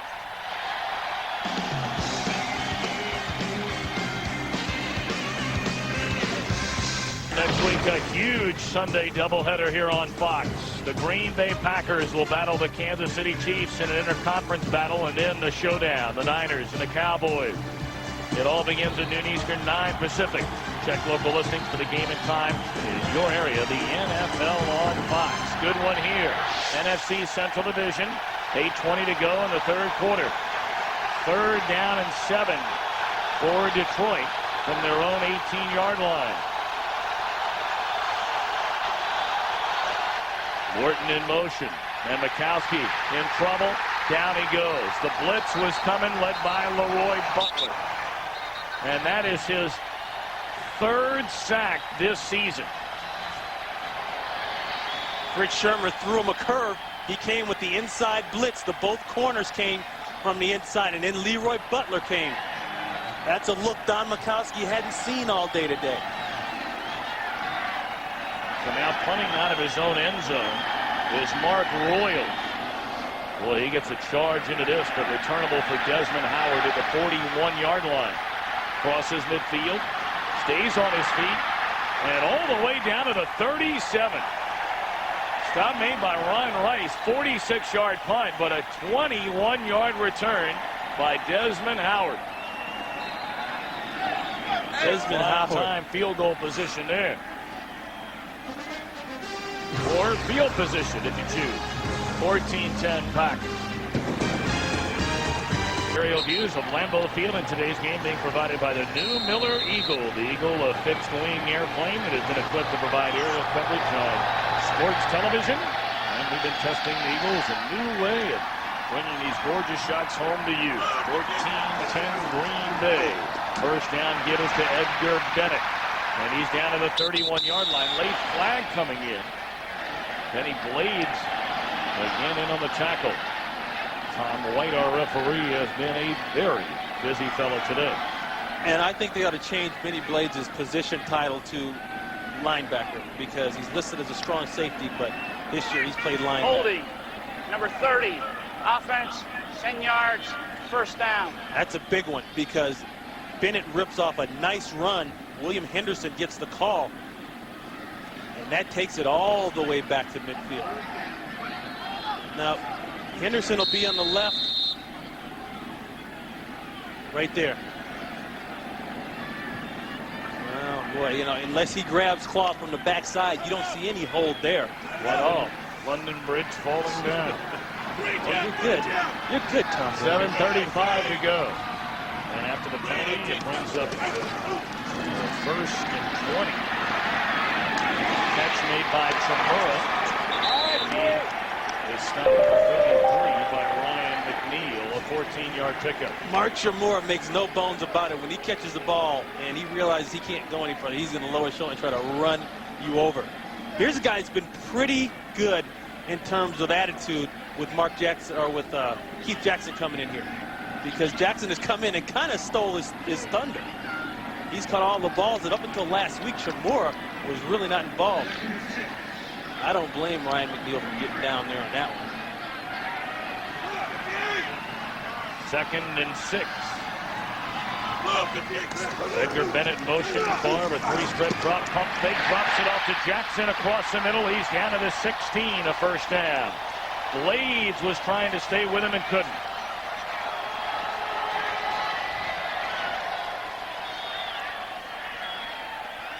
Right here. There's Chamorro again. And see, he's the guy that they haven't been getting the ball to. Excuse me, that's Jackson. They haven't been getting the ball to him. This game, they're finally starting to pump it to him. 2 tight ends. If you can work both tight ends, they only had 2 catches at the end of the half. Now they're getting back into it. Jackson, 3 receptions in the game, 35 yards. Bennett lines up as a wide receiver. Pump fake again, far across the middle. BB tripped up, and he's to the 4-yard line. Another Packer first down. And Farr very slow to get up. The Detroit Lions coming into this game were second to last in having the most 1, 2, 3 and out plays on offense. What that's done is put the defense in bad position. They put the defense on the field. You've seen now the defense has been on the field a long time here in the second half, and it's starting to show. The Packers are moving the ball at will. Favre here in the third quarter is hit on 6 of 6 passing.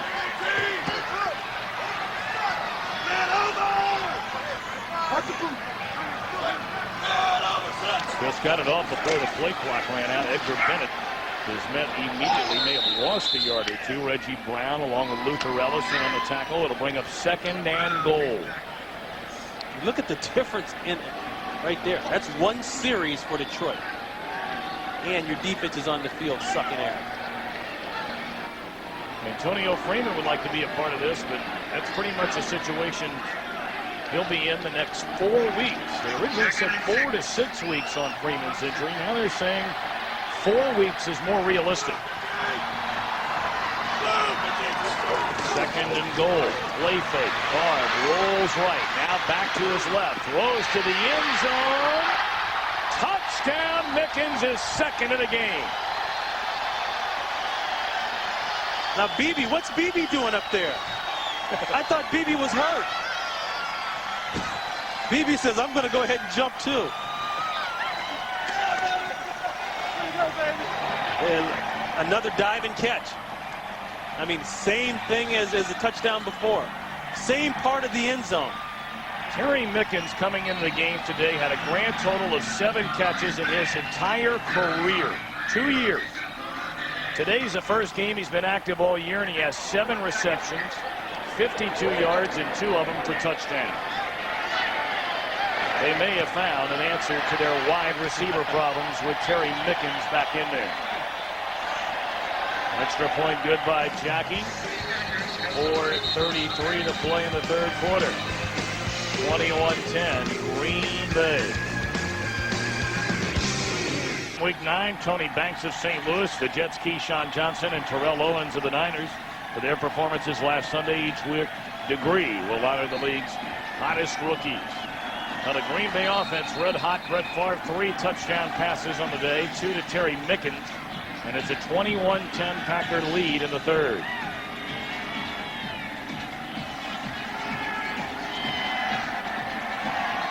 Green Bay looking to go with just 1 defeat prior to a 3-game road trip upcoming after this one. Milburn from the 7.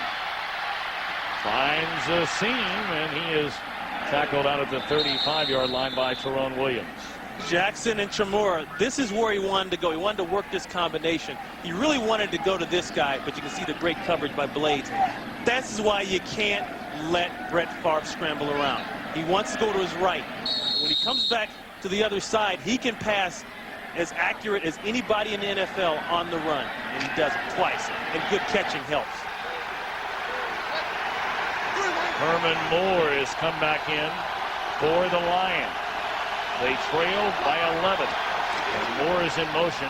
Play fake. And Mikowski to the air. And a strike delivered to Brett Perriman. First down to the 47-yard line. It almost looked like with Herman Moore out, they shut down the whole thing and said, we'll wait until he gets back on the field. Because right off the bat, they went into a deep out to Perriman, but with Moore in the game, you know they got to put a double cover over there. They got to respect that. Scott Mitchell, if you weren't with us in the pregame show, Mitchell an injured rib cage muscle early in the week.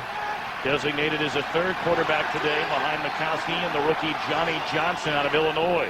Gain of 14. First down, Mikowski steps up, looking for the big one, and overthrows Moore after the cornerback Craig Newsom had lost his footing. Well, right now, McDonald's game break. Let's return to JB at our Fox Television Center. Ty Detmer really doing the job. 17 of 28, 202 yards, 1 touchdown rushing, and this one passing to his favorite receiver, Irving Fryer. That's the score, 21-13 Eagles in Dallas. Back to Tom and Ron. See the standings in the NFC East. Washington on Fox later today visits Buffalo. And what a big win that would be for Ray Rhodes' team. NFC East is heating up. 2nd and 10. Barry Sanders slips a couple of tackles and stays on his feet and gets to the 45-yard line. What do you have to do to tackle this guy? I guess if you find the answer to that, you let everybody else know. And now Newsom is down with an injury. No, that's Eugene Robinson. And I saw he rolled over and held that ankle. Well, you know, Eugene Robinson is a guy that came in here as a replacement for George Teague. They felt that, you know, they weren't good enough in the middle of the field. George Teague had come off a thyroid condition, had recovered, but just wasn't the same player the last couple years. And with Eugene Robinson, not only do they have a guy who's got great instincts on the field, very smart, but can also go get the football. See, right there, he kind of caught that leg as Simmons caught it as he rolled over on him. Well, you asked me, Tom, what's the best way to tackle Barry Sanders? I think maybe go stand on the goal line and wait for him.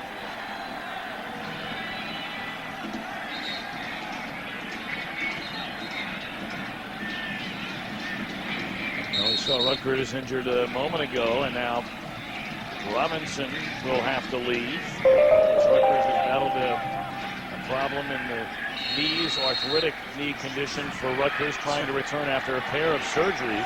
Boy, I'd say I look at Eugene Robinson there. You get those ankles, and maybe if you're a lineman, you can handle it, you can fight it through. But when you're a defensive back, you got to twist and turn. It's pretty much your day. 3rd and 3, Roderick Mullen and Mike Pryor in the game, and there's a batted ball. And a 3rd and 3. So Detroit missing a chance. Dotson, the man who got a hand on the football, and the Lions have to punt it away. Santana Dotson. It's amazing. The knock on that guy was that he couldn't get an inside push, and he wasn't very good against the run. But yet, since he's been up here, he's made play after play for the Green Bay Packers. He's been a perfect complement to Gilbert Brown down inside. What's going on here? I don't think Green Bay was ready. Royals punts it away, and Howard will call for the fair catch down at the 10-yard line. And while we have a moment, Merrill Swanson passed away on Monday at the age of 61. The funeral was yesterday, and we'd like to extend our thoughts and prayers to Gloria Swanson and the family. Most of you know Merrill was the public relations director for the Minnesota Vikings for 17 years. Bay bench, that's his left ankle they're taping up. On a 1st down give, Edgar Bennett takes the ball, and he was dragged down at the 21 by Ryan McNeil, close to a Green Bay 1st down. Missed tackles inside, came right off the tackle position. And that's one thing Edgar Bennett does very well. He can break tackles. Even though he's not a big guy, he came in this year and lost about 5 to 10 pounds, but always finds a way to sneak through the crack. And everything this offense does is quick hitting. Quick open handoffs. Everything is fast. That's one of the principles of the West Coast offense. Timing, tempo, quick expansion of the defense before they can react. An 11-yard gain. Bennett goes to the sidelines. Dorsey Levin checks in, and he gets the ball. Cuts it back to the inside, and he's to the 27-yard line. Another good pickup for Levin. It's clear now Mike Holmgren wants to go now to the run game and keep it solid. He doesn't want to take any chances throwing the football. He's going to keep it on the ground, and if he can't convert a 3rd down, he's going to go ahead and punt it. Decent block there by Aaron Taylor on Benny Blades. And once again, Don Beebe was out there getting the block. He said it wasn't a bone crusher, but he got in the way. Bennett and Henderson check into the backfield. On the 2nd down, and we'll call it a long 2, close to 3. Bennett cuts it back to the inside. 1st down, Packers to the 34-yard line. Reggie Brown makes the tackle, and Aaron Taylor again led the way. You know, everybody knows how good the Packers are passing the football. Coming into today's game, they're 8th running the football, but they average about 3.7 a carry. Anytime you can go over 3.5, your offensive coordinator is smiling. I mean, this brings back reminders of the old Green Bay Packers sweep. I don't know, Adam Timmerman got blasted there. Right. I don't know if Jerry Kramer would have been too proud of that one, but well, that's good enough for a 1st down, so all is well in Packer land. Favre looking the long ball. BB is open. And he could go. Touchdown, Packers.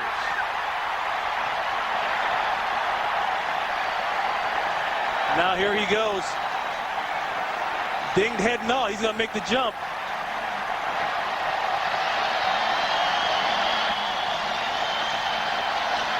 McNeil burned on the deep ball, 65 yards. Favre to BB. He had Ryan McNeil beat. I don't know if Ryan McNeil was looking in the backfield, but from the get-go, and BB is a world-class sprinter. He runs about a 4.2 40-yard dash. The guy actually ran a 4.2 once in college wearing sandals. That's a fast man. Well, to me, that's an athlete. That's a football player. Anybody can come out here from a track that's a world-class sprinter and run when they're healthy and feeling good. Let me see how fast you run after somebody rung your bell. Twice.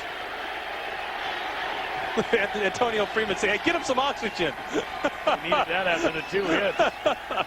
Jackie on for the extra point. The hold by Hendrick, and it is good. Brett Favre in the second half. 9 for 9, 141 yards, a touchdown to Mickens, and now a 65-yard strike for 6 more to Don Beebe. There's Beebe right there. Looks as though Ryan McNeil's locked on a man-to-man because I see the safeties messing around up close. The motion is tough. That motion got Ryan McNeil out of position. That's a very hard route to cover. And you can see the separation, the speed there. I mean, Don Beebe can flat out run. The knock on Don Beebe in Buffalo was that he couldn't stay healthy for a year. He'd have great games, and blam, he'd get the hit. Remember the one hit in the AFC Championship game you mentioned earlier? Got put on his head. And then he got hit again in another playoff game. That man right there, you may have to give him that MVP one more time. 4 touchdown passes today for Brett Favre. That is the 4th time he has accomplished that feat this season, the 9th time in his career. You have in the 4 touchdown throws for Favre. That is 25 of them. I think he's back on pace to give Marino's record of 48 touchdown passes and 84 a record. You know life is good there. I was getting ready to circle Mike Holmgren. When the coach is over there talking to you on his knees, you know you've done something pretty good. Thank you for being here.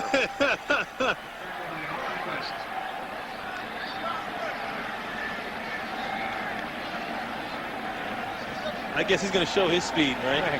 He puts it in the high gear. It's being fired up, man. That's what it's about. On the goods down there. That's where all the fun is, down in the end zone in this place. Yeah, but like I said, when the head coach comes and takes a knee by you and pats you on the knee and says, good job, you were going to do something right. Well, all has gone south here in the 3rd quarter with less than a minute to play in it for Detroit. Mikowski gets Sanders out of the backfield, who has been a non-factor here in the 3rd quarter after a big first half. Williams, a terrific open field tackle. Detroit offensively looked terrific to begin the game. The first 2 possessions went down the field, led to a field goal for Jason Hansen and the touchdowns, but Ronnie Sims. And see, now look at this. That's where the half is. At the halftime mark, they came out and they had that one possession and it sputtered, but they kept giving Green Bay the ball at midfield. The field position kicked in for Green Bay more than anything else. Sanders. And he is just run out of bounds by Roderick Mullen and Tyrone Williams, a rookie out of Nebraska. So that will end the 3rd quarter. A quarter dominated by the Green Bay Packers. Are they the best team in the NFL? It's hard to find an argument right now. One is intended for the private use of our audience. Any rebroadcast or other use of this telecast without the express written consent of the Green Bay Packers and the National Football League is prohibited. I'd like to thank the PR directors for these teams, Lee Remmel and Jeff Blum of the Packers, Mike Murray, James Petrinka, and staff of the Lions in getting ready for this one. 3rd and 12 as we open the 4th quarter, 28-10 Green Bay. And Mikowski drilled as he throws. Is it loose? And still no indication on whether that's an incomplete pass. Santana Dotson delivered the blow. Mikowski is slow to get up. His arm's in motion. That's an incomplete pass. That's what it is. And, you know, that's the same shoulder. He took a shot on that while he played here at Green Bay, out in Arizona one game. Look at the push by Reggie White. I mean, you talk about inside push. That's what people mean by inside push. By the time the quarterback gets his final drop, he should see opposite color in his face. Desmond Howard waits on the Mark Royals punt. He'll make the catch at the 43. And Howard headed for the sideline, nowhere to go. He couldn't get out of bounds fast enough. 45-yard punt. Not much of a return for Desmond. Sunday is brought to you by Chevrolet Trucks, the most dependable, longest-lasting trucks on the road. By Visa, the preferred card of the NFL. Visa, it's everywhere you want to be. By Little Caesars Pizza, where you get great taste at a great price. Pizza Pizza. And by DirecTV, satellite TV at its best.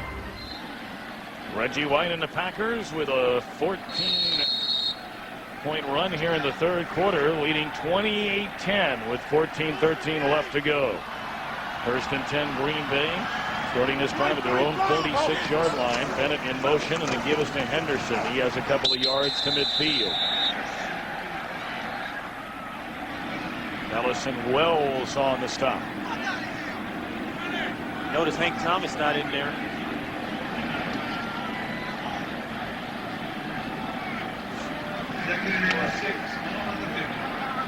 That's changed around fast. Oh, goodness. And see, once again, Green Bay always has the ball here in the near midfield, or better. I mean, you only got to go 40 yards and score. It makes life a lot easier. Play blown dead on what would have been a 2nd and 6 for Favre.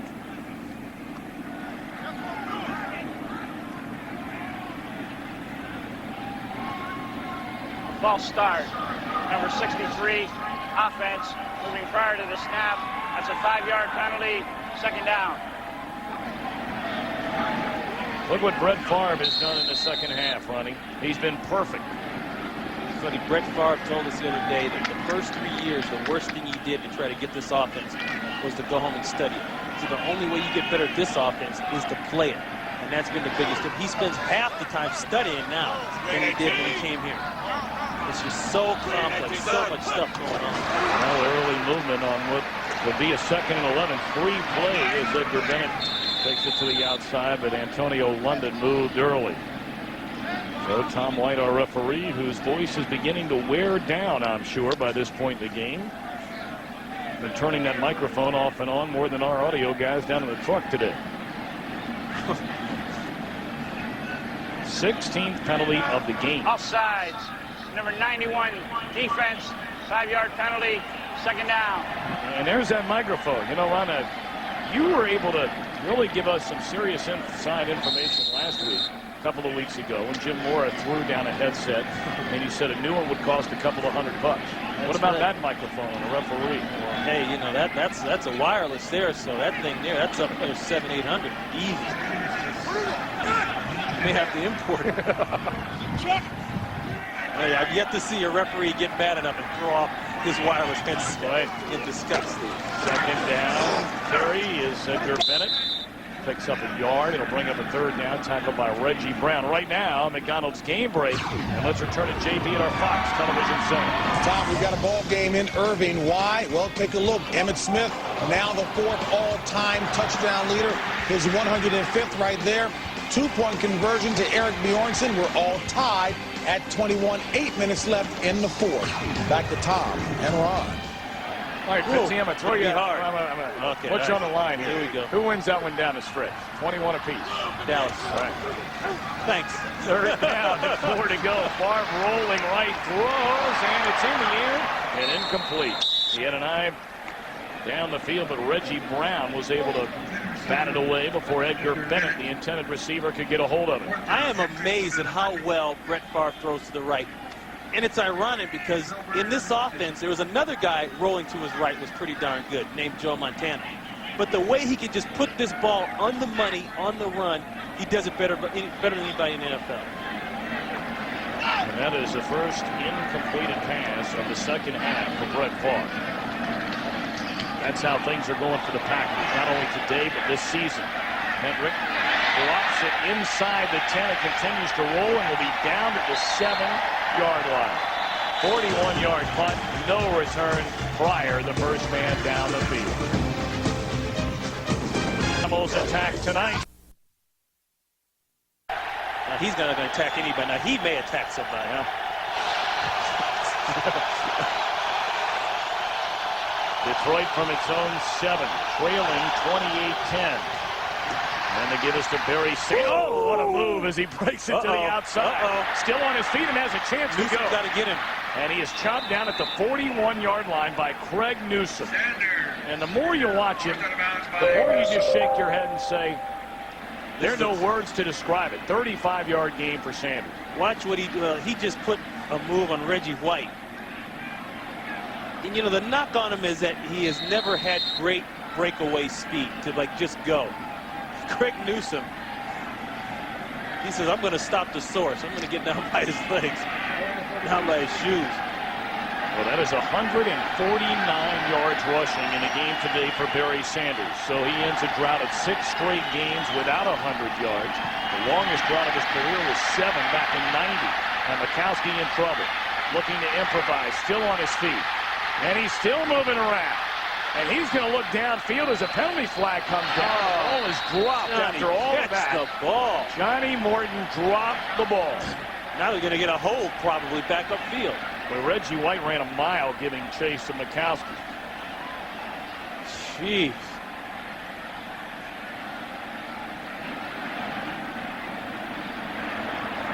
There's no infraction on the play. The block on number 64 was from the side. Therefore, there's no penalty. Second down. The block by 64, I think he meant Hardings, who's right there. And you're going to have a heck of a time following him after this scramble. I mean, this is just pure upstate New York, Buffalo, Depew High School action here. That's called sandlot ball. And then after all that, you have a receiver. And then he drops the ball. Hang in there. 11:05 to go. And it's 28-10. Sanders slips his way to the 44-yard line. Reggie White there on the tackle along with George Kuntz.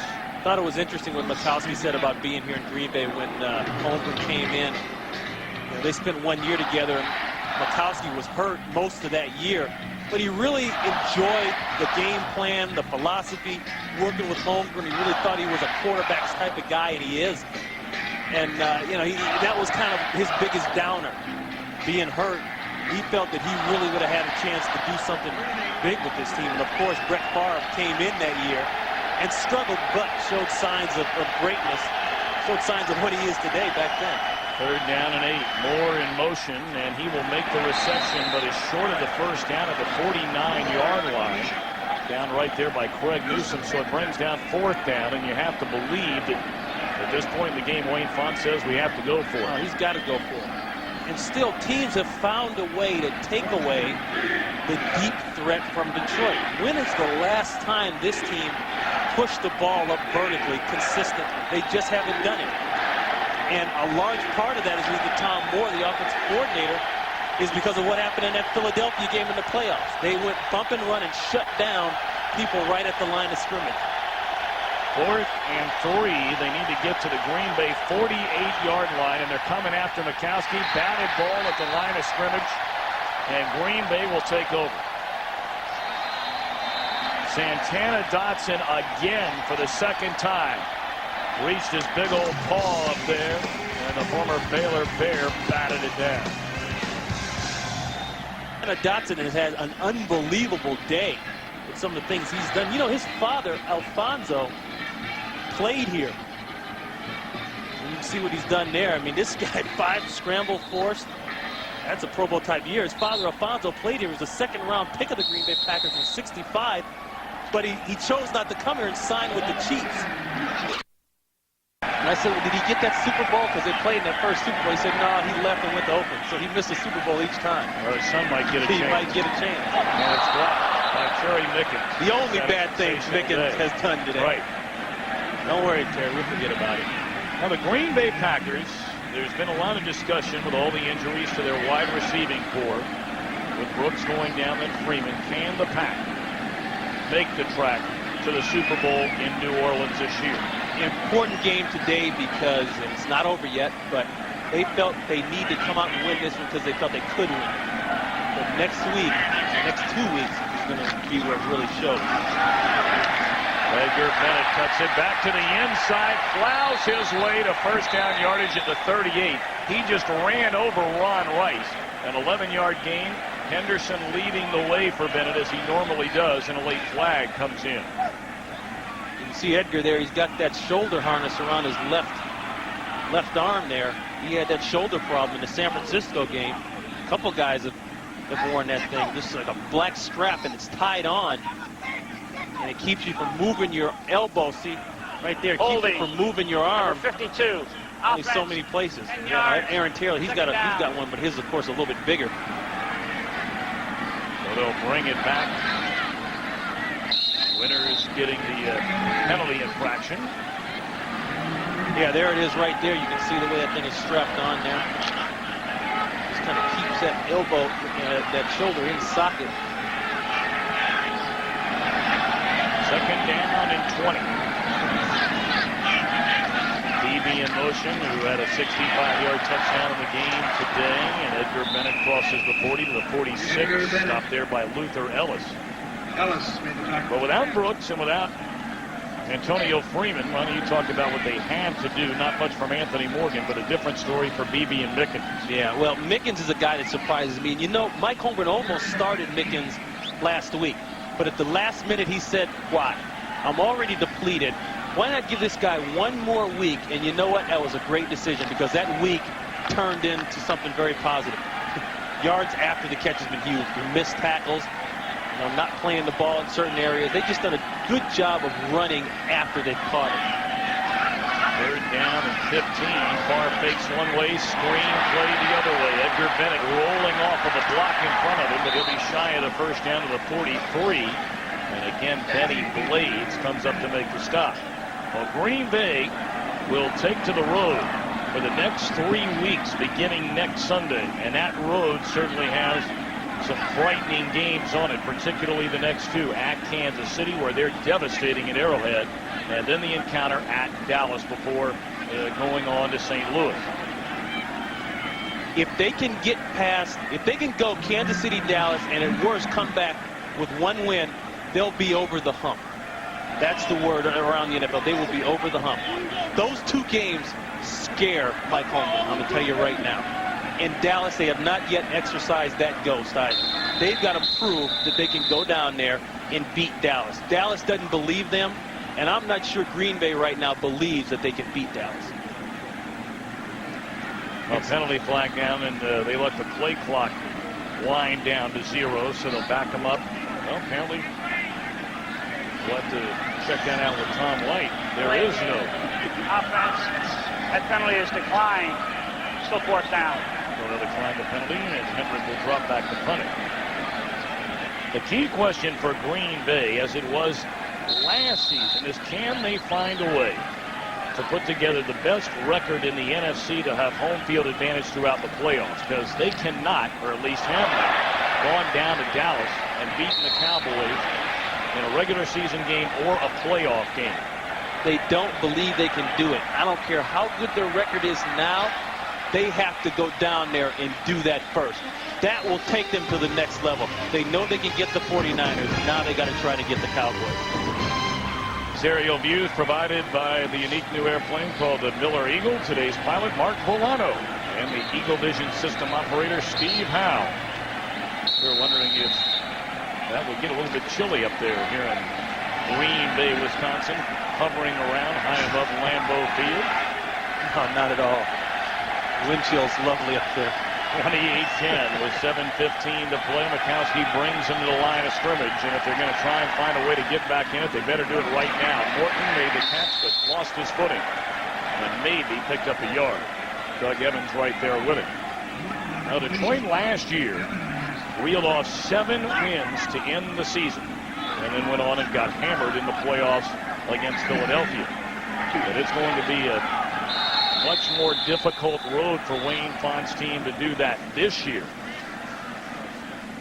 We'll get back to that after we return following a timeout spent by the Green Bay Packers. 28-10, Pack in front. Brett Favre would be a strong running mate. I think that's amazing. You know, in one city they're talking about a guy for president, in another city they're talking about impeaching the guy, Wayne Font. Mikowski on second down, throws to Herman Moore, makes the reception, pushed out of bounds at the 42 by Craig Newsom. Clock stopping with 6:47 left. That's the one they needed in the first half that they never got. Bump and run. Newsom knows what he's got to do. He's got to try to get it, but you see the way Herman used that left hand? That's the advantage of being that tall. You got great leverage, and it's hard to get inside your frame. Mikowski again to throw, and this one is high. Had an eye on Brett Perriman. Good coverage over there by Doug Evans. But getting back to the Packers, last year when they won their final 7 games, the teams they beat were 12 games under the 500 mark. This year, the remaining schedule for Detroit is a dramatically different scenario. And we'll show you what we're talking about here in just a minute. 2nd down and 10. Mikowski will be sacked again. 4th time today. This one by Reggie White. They're saying the ball was down. No fumble there.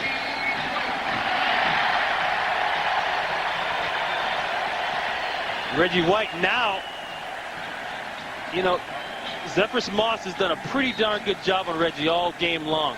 But you got to wonder how long you can hold a guy like that. Zephyrus Moss, 324. It amazes me how Reggie can just move people. He's so strong. No, sooner or later, he gets to you. 3rd and 11. And a strike on the far side of the field caught by Perriman at the 25-yard line. Clock continues to roll. It is a Detroit 1st down, a gain of 18. I'm not so sure, Tom, that the Lion players believe that back against the wall speech again this year. In the past, it's worked. This year, I think it's not going to work, and they're down, and it's going to be hard to come out of this one, like you were saying about the schedule. These next few games are a lot tougher than the ones they had to play last year at this point in the season. Well, Detroit in the hurry-up offense. Under 6 minutes left to play, closing in on 5:30 to go. 2nd and 9. Pump fake. Mikowski stays on his feet, and he's inside the 20, down to the 19-yard line. Doug Evans up to make the tackle. So to bring up 3rd down as Gilbert Brown comes rushing onto the field. Santana Dotson will lead. It's a 3rd and 6. Just inside the 20. Green Bay in front, 28-10, with 5 minutes to go from Lambeau Field. 1st down catch made inside the 10 by Perriman, and he's tackled at the 7-yard line. Williams on the coverage and the tackle after a gain of 12. Wow, this is new territory for Detroit. As Reggie White comes off, new territory for them this time of the in the second half. They have not been on the other side of the 50 until now. 1st and goal, a quick touchdown, and Green Bay has a fighting chance. And there is a touchdown throw to Perriman that makes it a 28-16 game. And you have to go for 2 You have to go for 2 to bring you within 10. You want the kid? And that's exactly what Wayne Fontes is going to do. And you see Fritz Shermer, the defensive coordinator of the Packers, letting his defense know that's the game plan. Boy, it's amazing that the quarterback has time to throw as soon as Reggie White goes out of the game. Reggie White, we just saw him walk out, and Mikowski's got time to sit back and find a receiver. First touchdown pass from Mikowski since the visit to Chicago last November. He'll try and add 2, and that flag's all over the place. Not a bad play in this part of the field. Use Herman Moore's height. They used to do that a lot. Throw the ball up in the air and let him go get it.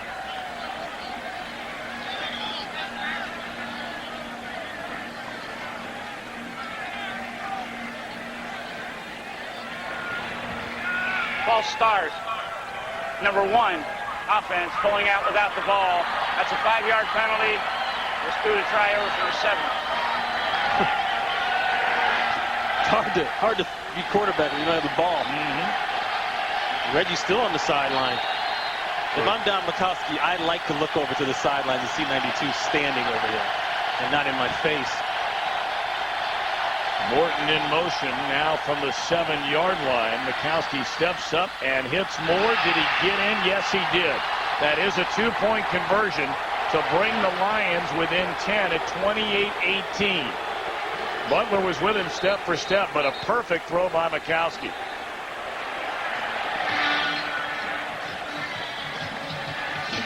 There's Herman right there. They used the motion by Moore to pull people off. And Herman just does a good job of using his body. I mean, he was physical at the line of scrimmage and then caught the ball and then reached over. He used all of his body in that play.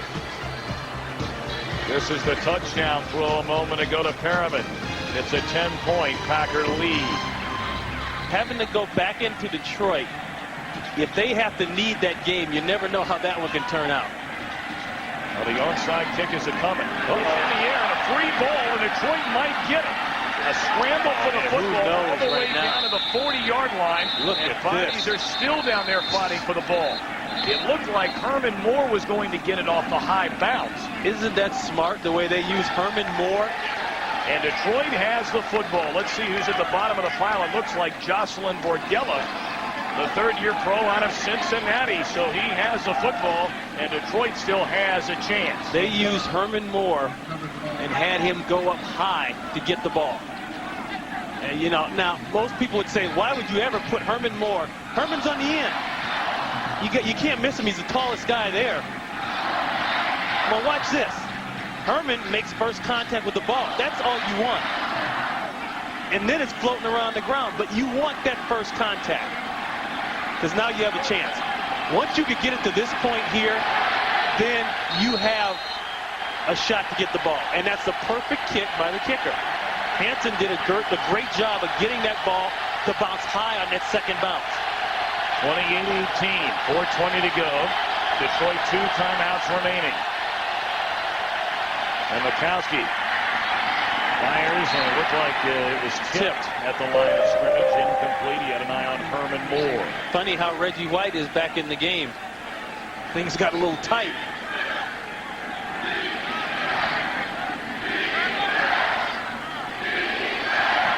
See, Reggie knows he's not going to get there, so I got to tell Reggie he's got to work on his vertical.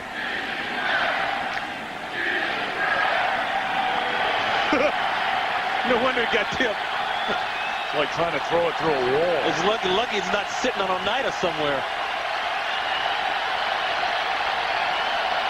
2nd and 10 at the 43. They're coming after Mikowski. Dodges Doug Evans and now wants a bundle. Perriman way down the field, and it should have been intercepted by Mike Pryor. Boy, they look like a jailbreak. Going after. But you know, Don Mikowski is doing what this team needs. He's not sitting back there and taking the sack. He's going to avoid someone to his left. Doug Evans misses the sack there, but hey, he's going to try to make a play, putting the ball downfield. Now, yeah, this should have been intercepted and all that stuff.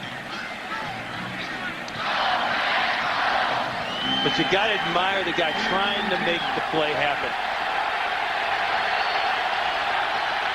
4:08 to go, a 3rd and 10. Green Bay leading Detroit 28-18. Evans coming after him again, and he's got him this time.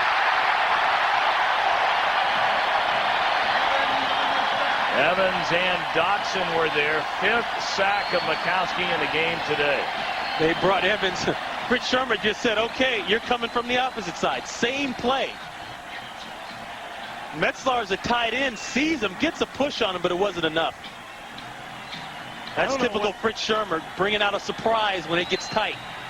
I don't know what in the world Green Bay is doing, or rather Detroit is doing. The clock's running. They have burned a good 20 seconds here huddling up. They're down by 10, and this is a 4th down and 17. They need to get to the Packer 33 for a first down.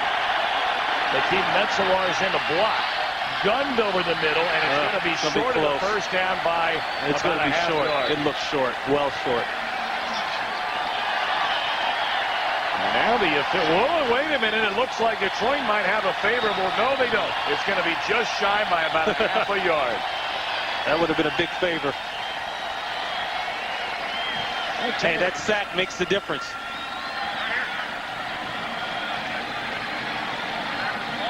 There's Perriman up top.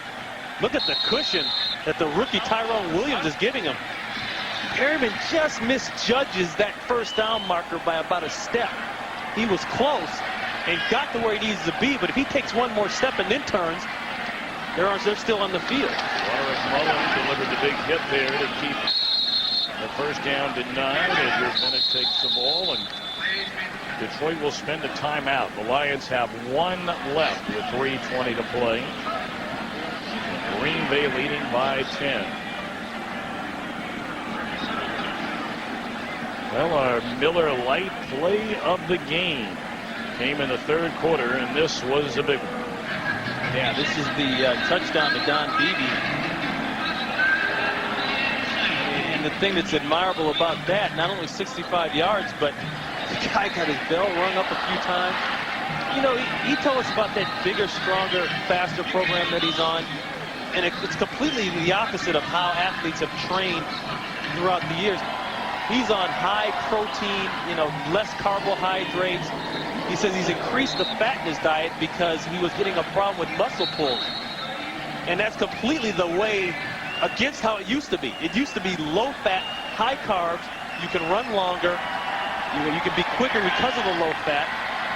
That he felt his endurance has improved, and it shows here in this game. He's taking the hits and still been able to stay in there and make plays.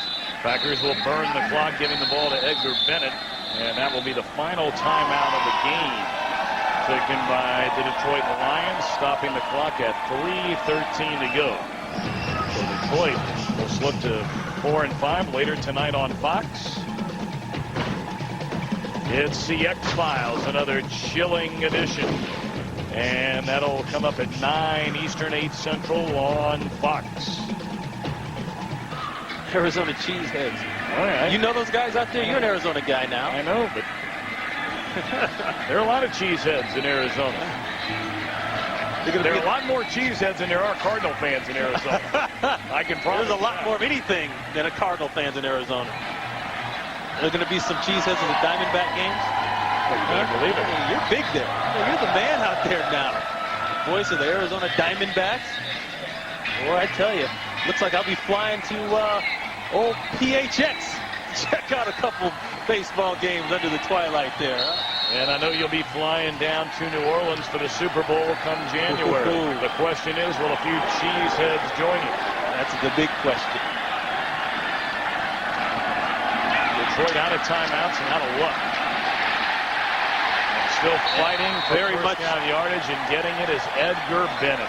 Very much out of luck now, getting that first down, no timeouts. Edgar Bennett today, 14 carries, 62 yards. For Herman Moore and the Lions, they've been down this trail before. A year ago after 9 games, they were 3-6. They won 7 in a row to end the season. After 9 games in 96, they'll slip to 4-5. But they have an injured quarterback, a wounded defense, and Wayne Fontes is looking for answers in a hurry. Yeah, like yesterday. And they came out and did what they had to do. They started with Barry, but it still didn't work. Bennett again piling up the carries and the yards. This should bring us down to the 2-minute warning.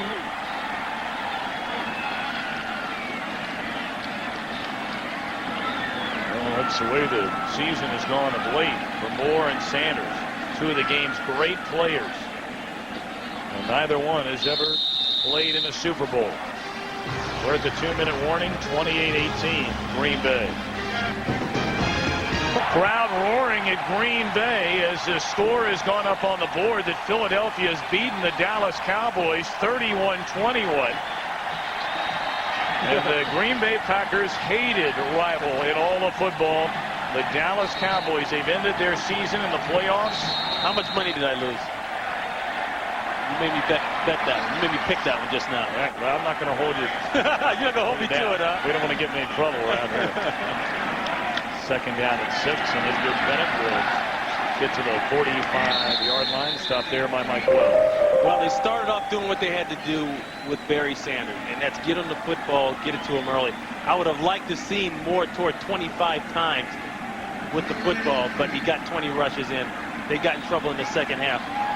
Pretty much they kept Favre inside the pocket, but he had such good field position. And we saw that one time they let him out, he made the play down there on the goal line to Micken. He spread the ball around great. He used 8 different wide receivers, different receiver combinations, including the tight ends and the backs. Micken stepped up, a guy who's been quiet, been inactive, and Beebe, in spite of getting his head knocked around, made some big plays as well. He used everybody. Edgar Bennett will stay on his feet. In bounds times anyway before he's stopped by Mike Wells. Clock will wind down under a minute. Coming up next, the NASDAQ postgame report. Fox Television Center in Hollywood will get you caught up on all the scores and more. It's all coming up on the NASDAQ postgame report. Well, Election Day coming up, but in Detroit, certainly a stadium vote for stadiums for both the baseball Tigers, the football Lions, side by side in downtown Detroit. Paul Tagliabue has promised a Super Bowl. That's a big day for this Lion franchise. That's interesting because you're starting to see teams go back to the cities to play. That Detroit went out of the city from Tiger Stadium, built that thing really not very long ago at all, and now they're going back into the city. Green Bay, that's their second charge timeout. Well, people are going to vote how they so choose and as they should. But as many know, if you had a chance to go to Denver, Colorado, where there's a new baseball field and all of the electricity and the rejuvenation of downtowns all over America directly because of sports and sport venues, it certainly is a different world. My only question is, what happens to the Silverdome? Well, they have a lease that runs through 2004. All that is certainly being worked on. But here in Green Bay, they don't have any problems about a stadium. They don't have any problems about the franchise moving. And who the only owns problem they have is, will the waiting list for season tickets go to 50,000? And it's about at 40 right now. Going to get away with a win here today, 28-18 it looks like. And Milburn will just let it go into the end zone. Our producer today is Pete McCheskin, directed by Michael Frank. Our associate director is Sean Bergikoff, and our VA is Eric Urak. Our buddy Dan Rotante, our technical producer, studio produced by Scott Ackerson, directed by Bob Levy. And the executive producers of Fox Sports are Ed Warren and David Hill. The field position for Detroit killed them in the second half. Like we said, up until a drive ago, 2 drives ago, the Lions had not crossed the 50. You compare that to what they did in the first half. They went right down the field, 1 possession per team. If you put Green Bay on the field too much, they're going to beat you. You've got to find a way to keep number 4 on the bench. Dropped by Johnny Morton over the middle, and that'll stop the clock with 11 seconds left. We'd like to thank joining us this week. I understand we brought this guy out of the mothballs. Mark Farrow, good to have with us spotting today, and our statistician of the San Diego Padres, Roger Riley. There's a look at the crew. Roger, Mark, you guys get away with folks back home in San Diego and in Fort Worth, Texas. Them are the real guys right there. Right. You and I are just along for the ride. We're just guys, you know. We're just guys. You know, they say out there, what kind of guy is he? Can he play? He's just a guy. They ask, can we announce now? They're just guys. Well, what about some of the fans here? Now, what kind of guys are they in this town particularly? Faithful guys. Everybody loves to talk about how good their fans are and, oh, we're with you all the way. You know, this team, when they were 2-14 and having a horrible years, the place is sold out. And they were here. Preseason, it sells out. You show me another team in the NFL that has 40,000 people for a scrimmage, and I will buy you a bride. Or Cole Miller, better yet. And that one is caught and staying on his feet inbounds. There's Brett Pearman. That'll be the final play of the game. And the ball is down, and that's where it'll end. So the Green Bay Packers off to their best start since 1966. They go to 8-1 on the season. Wayne Fonts and the Lions slipped to 4 up and 5 down at a play today without their starting quarterback, Scott Mitchell. They hung in there for the first half, but they were unable to keep things going into the second half, and that's where the Packers took off. Ronnie, at Kansas City, at Dallas for the Green Bay Packers. That's right, and that's what home field advantage is going to come down to for them. They have to at least get one of those 2. If they get them 2, that's heaven. But if they slip on those 2, it's going to be hard. And Dallas, even though they lost today, is playing better and will play them tough. But that's great for Green Bay. 8-1 this point in the season. Health is a factor as well. They got to stay healthy. Minnesota, big one later today. taking on Kansas City, and you see Detroit at 4-5. So for Ron Pitts, I'm Tom Brenneman saying so long from Green Bay. Final score: Packers 28, Lions 18. JB, Terry, Howie, and Ronnie Lott will be along from the Fox Television Center with the NASDAQ post-game report for the Green Bay. Hollywood, California, Terry, Howie, and Ronnie, and yours truly.